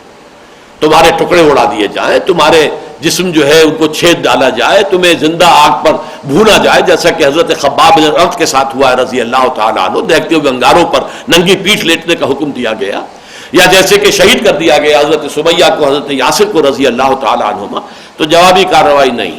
یہ تھا ایک وقت، اب وہ وقت ختم ہو چکا ہے. لیکن یہ کہ اب جو ہے معاملہ، اب جو اس کے لیے جوابی کارروائی جو ہے وہ ہم کر رہے ہیں، لیکن اس میں بھی کچھ حدود اور قیود ہوں گے. والحرمات و قصاص، اب اس کے ضمن میں جو ہے وہ حرمتوں کا معاملہ بھی کہیں آڑے نہیں آئے گا جوابی کارروائی میں. فمن اعتدى علیکم فاعتدوا علیہ بمثل ما اعتدى علیکم، تو جو کوئی بھی تم پر زیادتی کرتا ہے تو تم بھی زیادتی کرو ان پر ویسی ہی جیسی کہ انہوں نے زیادتی کی تھی تم پر. اب اس میں بھی یہ وضاحت کی ہے مفسرین نے، اور بہت صحیح بات کہی ہے کہ اگرچہ لفظ تو اعتداء کا آیا کہ تم بھی زیادتی کرو، لیکن یہ زیادتی ہے نہیں. جب جواب میں قصاص میں کارروائی ہوتی تو وہ زیادتی شمار نہیں ہوتی. شکلاً تو یہ ہے کہ ایک قاتل کو آپ نے بھی قتل کر دیا، اس نے بھی قتل کیا تھا، آپ نے بھی قتل کر دیا، تو قتل کے جواب میں قتل ہو گیا. لیکن وہ قتل جرم تھا، یہ قتل جرم نہیں ہے، یہ تو قصاص ہے، یہ تو اس کے جرم کی سزا ہے. تو اسی لیے فرمایا گیا کہ بظاہر تو یہ کہ تم بھی کچھ زیادتی کرو گے نا ان پر ان کی زیادتی کے جواب میں، لیکن حقیقت میں وہ زیادتی نہیں ہے. جتنا کچھ انہوں نے کیا ہے اتنا کچھ ان کے ساتھ کر گزرنا، یہ در حقیقت ان کے کیے کا بدلہ ہے، یہ زیادتی نہیں ہوگی. اگرچہ بظاہر شکل تو یہی ہوگی کہ کچھ نہ کچھ انہیں گزند پہنچایا جائے گا، کوئی نقصان پہنچایا جائے گا، کوئی تکلیف پہنچائی جائے گی، تو لہذا اس کو بظاہر تو کہا جائے گا زیادتی، حقیقت زیادتی نہیں. فمن اعتدى علیکم فاعتدوا علیہ بمثل ما اعتدى علیکم واتقوا اللہ، اور اللہ تعالیٰ کا تقوی اختیار کیے رکھو. وَاعْلَمُوا أَنَّ اللَّهَ مَعَ الْمُتَّقِينَ، اور جان لو کہ اللہ تعالیٰ ساتھ ہے اہل تقوی کے. اب ساتھ سے مراد کیا ہے؟ اللہ تعالیٰ کی تائید، اللہ کی نصرت، اللہ کی مدد، یہ ان لوگوں کے ساتھ ہوگی جو تقوی کی روش اختیار کرے. یعنی یہ احکام جنگ کے معاملے میں بھی ایک حدود ہیں جو اسلام نے مقرر کیے ہیں. جو لوگ جنگ میں نہیں ہیں، بوڑھے ہیں، جوان بچے ہیں، عورتیں، ان کے اوپر ہاتھ نہیں اٹھایا جائے گا، خام خواہ درخت نہیں کاٹے جائیں گے، فصلیں تباہ نہیں کی جائیں گی، جانور قتل نہیں کیے جائیں گے. یہ حدود ہیں. وہی وہ جو کمبیٹنٹس ہیں، جو آئے ہیں جنگ میں لڑنے کے لیے آئے، ان سے جنگ ہو. اس حوالے سے اس کے لیے بھی قواعد ہیں، قوانین ہیں. ایسا نہیں ہے کہ وہ جیسے آپ کہتے ہیں کہ everything is fair in love and war, ہر چیز جو ہے جائز ہو جاتی ہے. نہیں، ہر چیز جائز نہیں ہے. بندہ مومن اللہ کی شریعت کا ہر حال میں پابند رہتا ہے. جیسے اقبال نے کہا ہے کہ تقدیر کے پابند جمادات و نباتات، مومن فقط احکام خداوندی کا پابند. مومن کے لیے تو پابندی ہے تو اللہ کے احکام کے، وہ ہر حال میں رہے گی. یہاں تک بھی ہوا ہے شام کے جہاد میں کہ ایک شہر مسلمانوں نے فتح کیا اور وہاں سے لوگوں سے جزیہ لے لیا. بعد میں کچھ ایسی شکل بن گئی کہ رومیوں کی طرف سے پیش قدمی ہو رہی تھی اور وہ گھیرے میں لے رہے تھے دونوں اطراف سے، اور اندیشہ تھا کہ ہم یہاں گر جائیں گے، تو اس شہر کو چھوڑ کر پیچھے ہٹنا پڑا. وقتی طور پر ایسا ہو جاتا ہے جنگوں میں. تو جب اس شہر کو چھوڑ کر پیچھے جا رہی تھی اسلامی افواج، تو وہ جزیے کی رقم اس قوم کو واپس کر دی گئی کہ دیکھو ہم نے یہ جزیہ لیا تھا تم سے، اس کے بدلے کے طور پر کہ تمہاری طرف سے دفاع اب ہم پہ ہماری ذمہ داری ہے، تمہاری پروٹیکشن. اس لیے کہ ذمہ کہتے ہی اس کو ہے جس کی ذمہ داری اسلامی ریاست لے لیتی ہے کہ اب اس کی جو حفاظت ہے، اس کے جان اور مال کی اور آبرو کی حفاظت کی ذمہ داری اسلامی ریاست پر ہے. لہذا اب ہم چونکہ اس وقت چھوڑ کر جا رہے ہیں، ہم اپنی وہ ذمہ داری پوری کرنے کی پوزیشن میں نہیں ہیں، لہذا یہ تمہاری جزیے کی رقم تمہیں ہم واپس کر رہے ہیں. تو یہ نہیں ہے کہ آل از فیئر ان وار اینڈ لو، نہیں. اسلام کے قواعد اور قوانین جو ہے وہ مستقل ہیں، دائم ہیں. جنگ بھی ہوگی تو ان کے تحت ہی ہوگی. اسی لیے آگے چل کر آپ دیکھیں گے سورہ انفال میں یہ بھی آیا ہے کہ فرض کیجئے آپ کا کسی قوم سے معاہدہ ہے کوئی، اور آپ کو یہ اندیشہ ہے کہ اندر ہی اندر وہ کوئی سازش کر کے آپ کے خلاف اقدام کرنے والے ہیں، آپ کے علم میں آ گئی یہ بات، تب بھی آپ اقدام نہیں کر سکتے. فَمْبِذْ عَلَيْهِمْ عَلَىٰ سَوَاءٍ، جب تک کہ ان کا معاہدہ ان کے منہ پر نہ دے مارے گا. دیکھو ہمارے علم میں آیا ہے کہ تم خیانت کر رہے ہو، تمہارا ارادہ ہے، تو آج ہمارا تمہارا معاہدہ ختم، اس کے بعد اقدام کرو. یہ نہیں کہ اوپر سے تو معاہدہ قائم رہے اور نیچے سے تم جو ہے وہ حملہ کر دو. یہ صحیح نہیں ہے، یہ مسلمانوں کے شایع نشان نہیں ہے، یہ اسلام کی روش نہیں ہے، یہ اہل ایمان کے لیے جو ہے مناسب نہیں ہے. تو فرمایا واتقوا اللہ واعلموا ان اللہ مع المتقین، اللہ کا تقوی اختیار کیے رکھو اور دیکھ لو اللہ تعالیٰ کی تائید نصرت متقیوں کے ساتھ ہوگی. اگر تم نے اس مرحلے میں بھی تقوی کی روش کو ہاتھ سے جانے دیا اور چھوڑ دیا تو پھر ظاہر بات ہے کہ اللہ کی تائید اور نصرت اور مدد سے محروم ہو جاؤ گے. اب اس کے بعد آئیے دیکھیے، میں نے عرض کیا تھا اس سورہ بقرہ کے نصف آخر میں 4 لڑیاں چلتی ہیں. دو لڑیاں احکام شریعت کی، عبادات، معاملات، وہ ہم دیکھ چکے. روزے کے احکام آ گئے عبادات میں، معاملات میں وصیت کا حکم آیا، قتل کے مقدمات میں قصاص کا حکم آیا، کھانے پینے کے معاملات کے اندر حلال اور حرام کے وہ قواعد بیان کیے گئے. اس کے بعد جو ہے یہ دو لڑیاں جو ہے وہ ہے قتال اور انفاق. یہاں جو ہے یہ 5 آیتیں تو آئی ہے قتال کے ضمن میں، ایک آیت ہے اور وہ اب انفاق فی سبیل اللہ کے لیے. اس لیے کہ ظاہر بات ہے کہ جس مرحلے میں اب یہ دعوت اور تحریک جو تھی حضور صلی اللہ علیہ وسلم کی داخل ہو چکی تھی، اس میں ظاہر بات ہے کہ جنگی معاملات کے اندر پیسے کی ضرورت بھی ہے، مالی وسائل درکار ہے، اسلحہ فراہم کرنا ہے. جیسے کہ سورہ انفال میں آیا اعدوا لهم ما استطعتم من قوۃ ومن رباط الخیل، پوری استطاعت کی حد تک سامان فراہم کرو، اسلحہ جمع کرو، گھوڑے باندھے رکھو، تیار رکھو، اور اس کی وجہ سے جو ہے ہیبت تمہاری جو ہے قائم ہو جانی چاہیے کفار کے اوپر کہ مسلمان تیار ہیں. ایسا نہیں ہے، نرم چارہ نہیں ہے کہ ہم جب چاہیں گے حملہ کریں گے اور انہیں نقصان پہنچا دیں گے، بلکہ وہ چاق و چوبند ہیں، ساز و سامان اسلحہ انہوں نے تیار کیا ہوا. اب اس کے لیے ظاہر بات ہے پیسے کی ضرورت ہے. یہی وجہ ہے کہ جہاد فی سبیل اللہ اب 2 حصوں میں بٹ گیا. جہاد بالمال یعنی انفاق فی سبیل اللہ، جہاد بالنفس یعنی قتال فی سبیل اللہ. اپنی جان ہتھیلی پر رکھ کر میدان میں آنا، قتال فی سبیل اللہ، اللہ کی راہ میں جنگ کرنا، جس پر کہ 5 آیتیں ہم نے پڑھ لی. بڑے اہتمام کے ساتھ جو ہے حکم قتال آ گیا. اذن قتال میں عرض کر چکا ہوں، سورہ حج کی آیت میں آ گیا تھا اذن للذین یقاتلون بانہم ظلموا وان اللہ علی نصرہم لقدیر. اس موضوع پر مجھے یاد آیا تھا کہ میں نے ایک بڑی مفصل تقریر کی تھی. یہ 11/7/93 یعنی 7 برس سب اس کو ہونے کو آ رہے ہیں، 6.25 برس ہو گئے کہ اذن قتال سے حکم قتال تک. یہ ایک مرحلہ ہے بہت اہم سیرت النبی کا صلی اللہ علیہ وسلم، کہ یہ کس طرح درجہ بدرجہ جو ہے یہ قتال کا حکم آیا ہے. پہلے صرف ہاتھ کھول دیے گئے، اذن دے دیا گیا، پھر حکم دیا گیا، پھر اس کی فرضیت ہوئی ہے کتب علیکم القتال، اب تم پر قتال فرض کر دیا گیا. وہو کرہ لکم، اور وہ تمہیں بہت ناگوار ہے. وعسى ان تکرہوا شیئا وہو خیر لکم وعسى ان تحبوا شیئا وہو شر لکم واللہ یعلم وانتم لا تعلمون. تمہیں یہ ناپسند ہے لیکن جان لو ہو سکتا ہے تم کسی شے کو ناپسند کرو حالانکہ اسی میں تمہارے لیے خیر ہو، اور تم کسی شے کو پسند کرو حالانکہ اسی میں تمہارے لیے شر ہو. اللہ جانتا تم نہیں جانتے. تمہارا کام ہے فاسمعوا واطیعوا، جس وقت جو حکم ملا ادھر حکم کا ہو گیا، رخ کے نماز پڑھو حاضر، جنوب کی طرف رخ کرو خانہ کعبہ کی طرف حاضر، ہاتھ بندے رکھو حاضر، اب جوابی کارروائی کرو حاضر، اب جنگ کے لیے میدان میں آؤ حاضر. بندہ مومن کا کام یہ ہے جو حکم ملے سمعنا واطعنا، اذ قلتم سمعنا واطعنا فاسمعوا واطیعوا، سنو اور اطاعت کرو. جس وقت جو حکم دیا گیا ہے اس کو مانو. اور اب جو ہے انفاق کی اہمیت آگے چل کر آپ دیکھیں گے کہ 2 رکوع آئیں گے قتال پر، خاص طور پر طالوت اور جالوت کی جو جنگ ہوئی ہے اس کے حوالے سے، لیکن اس کے آگے جا کر 2 رکوع آ جائیں گے انفاق پر. یہ لڑیاں ہیں لیکن یہاں پر ابھی انفاق پر صرف ایک آیت آئی ہے، وَأَنفِقُوا فِي سَبِيلِ اللَّهِ، اللہ کی راہ میں خرچ کرو.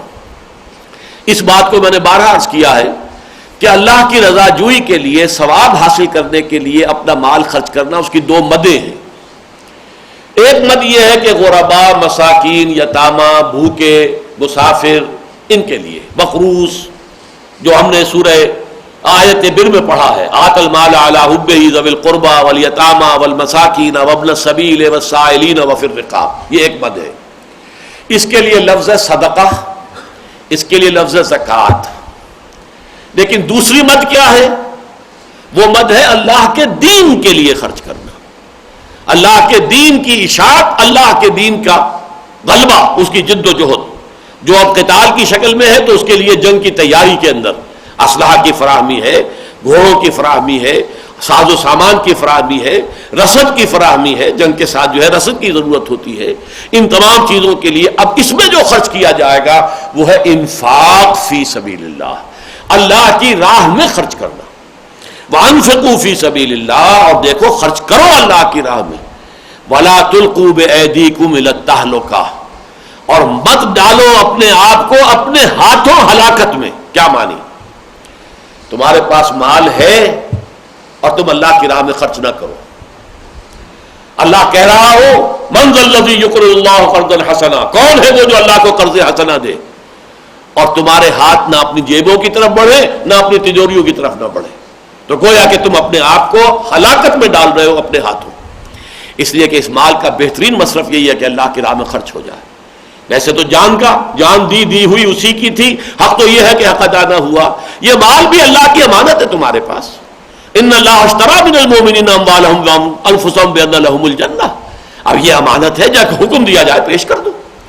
لیکن اگر تم اس میں پہلوتی ہی کرو گے، مال پیارا ہے، جان پیاری ہے، جیسے اقبال نے کہا ہے تو بچا کے نہ رکھ اسے، تیرا آئینہ ہے وہ آئینہ کہ شکستہ ہو تو عزیز تر ہے نگاہ آئینہ ساز میں۔ جسم بھی حضرت حمزہ رضی اللہ تعالیٰ عنہ کا جسم، جس میں ناک کاٹی گئی اور کان کاٹے گئے اور پیٹ چاٹ کر کے اور کلیجہ چبایا گیا، اور اللہ کی نگاہ میں اس جسم کی جو وقت ہوگی وہ ہم کیا سمجھ سکتے ہیں۔ یہ شکستہ آئینہ جو ہے، ٹوٹا ہوا آئینہ جسم حمزہ رضی اللہ تعالیٰ عنہ ٹوٹا ہوا ہے، چکنا چور ہے، لیکن یہ اللہ کی نگاہ میں زیادہ پیارا ہے۔ شکستہ ہو تو عزیز تر ہے نگاہ آئینہ ساز میں۔ اس بدن کو بنانے والا تو اللہ ہے نا، وہی اس کا خالق ہے۔ اس کی راہ میں اگر اس کو کاٹ پھیٹ دیا گیا، اس کو جو ہے اس کو حصے بکھرے کر دیے گئے، تو اللہ کو بہت پیارا ہے۔ تو اسی طریقے سے وَأَنفِقُوا فِي سَبِيلِ اللَّهِ، اللہ کی راہ میں خرچ کرو، لگاؤ، دو۔ وَلَا تُلْقُوا بِأَيْدِيكُمْ إِلَى التَّهْلُكَةِ، اور اپنے آپ کو اپنے ہاتھوں ہلاکت میں مت ڈالو۔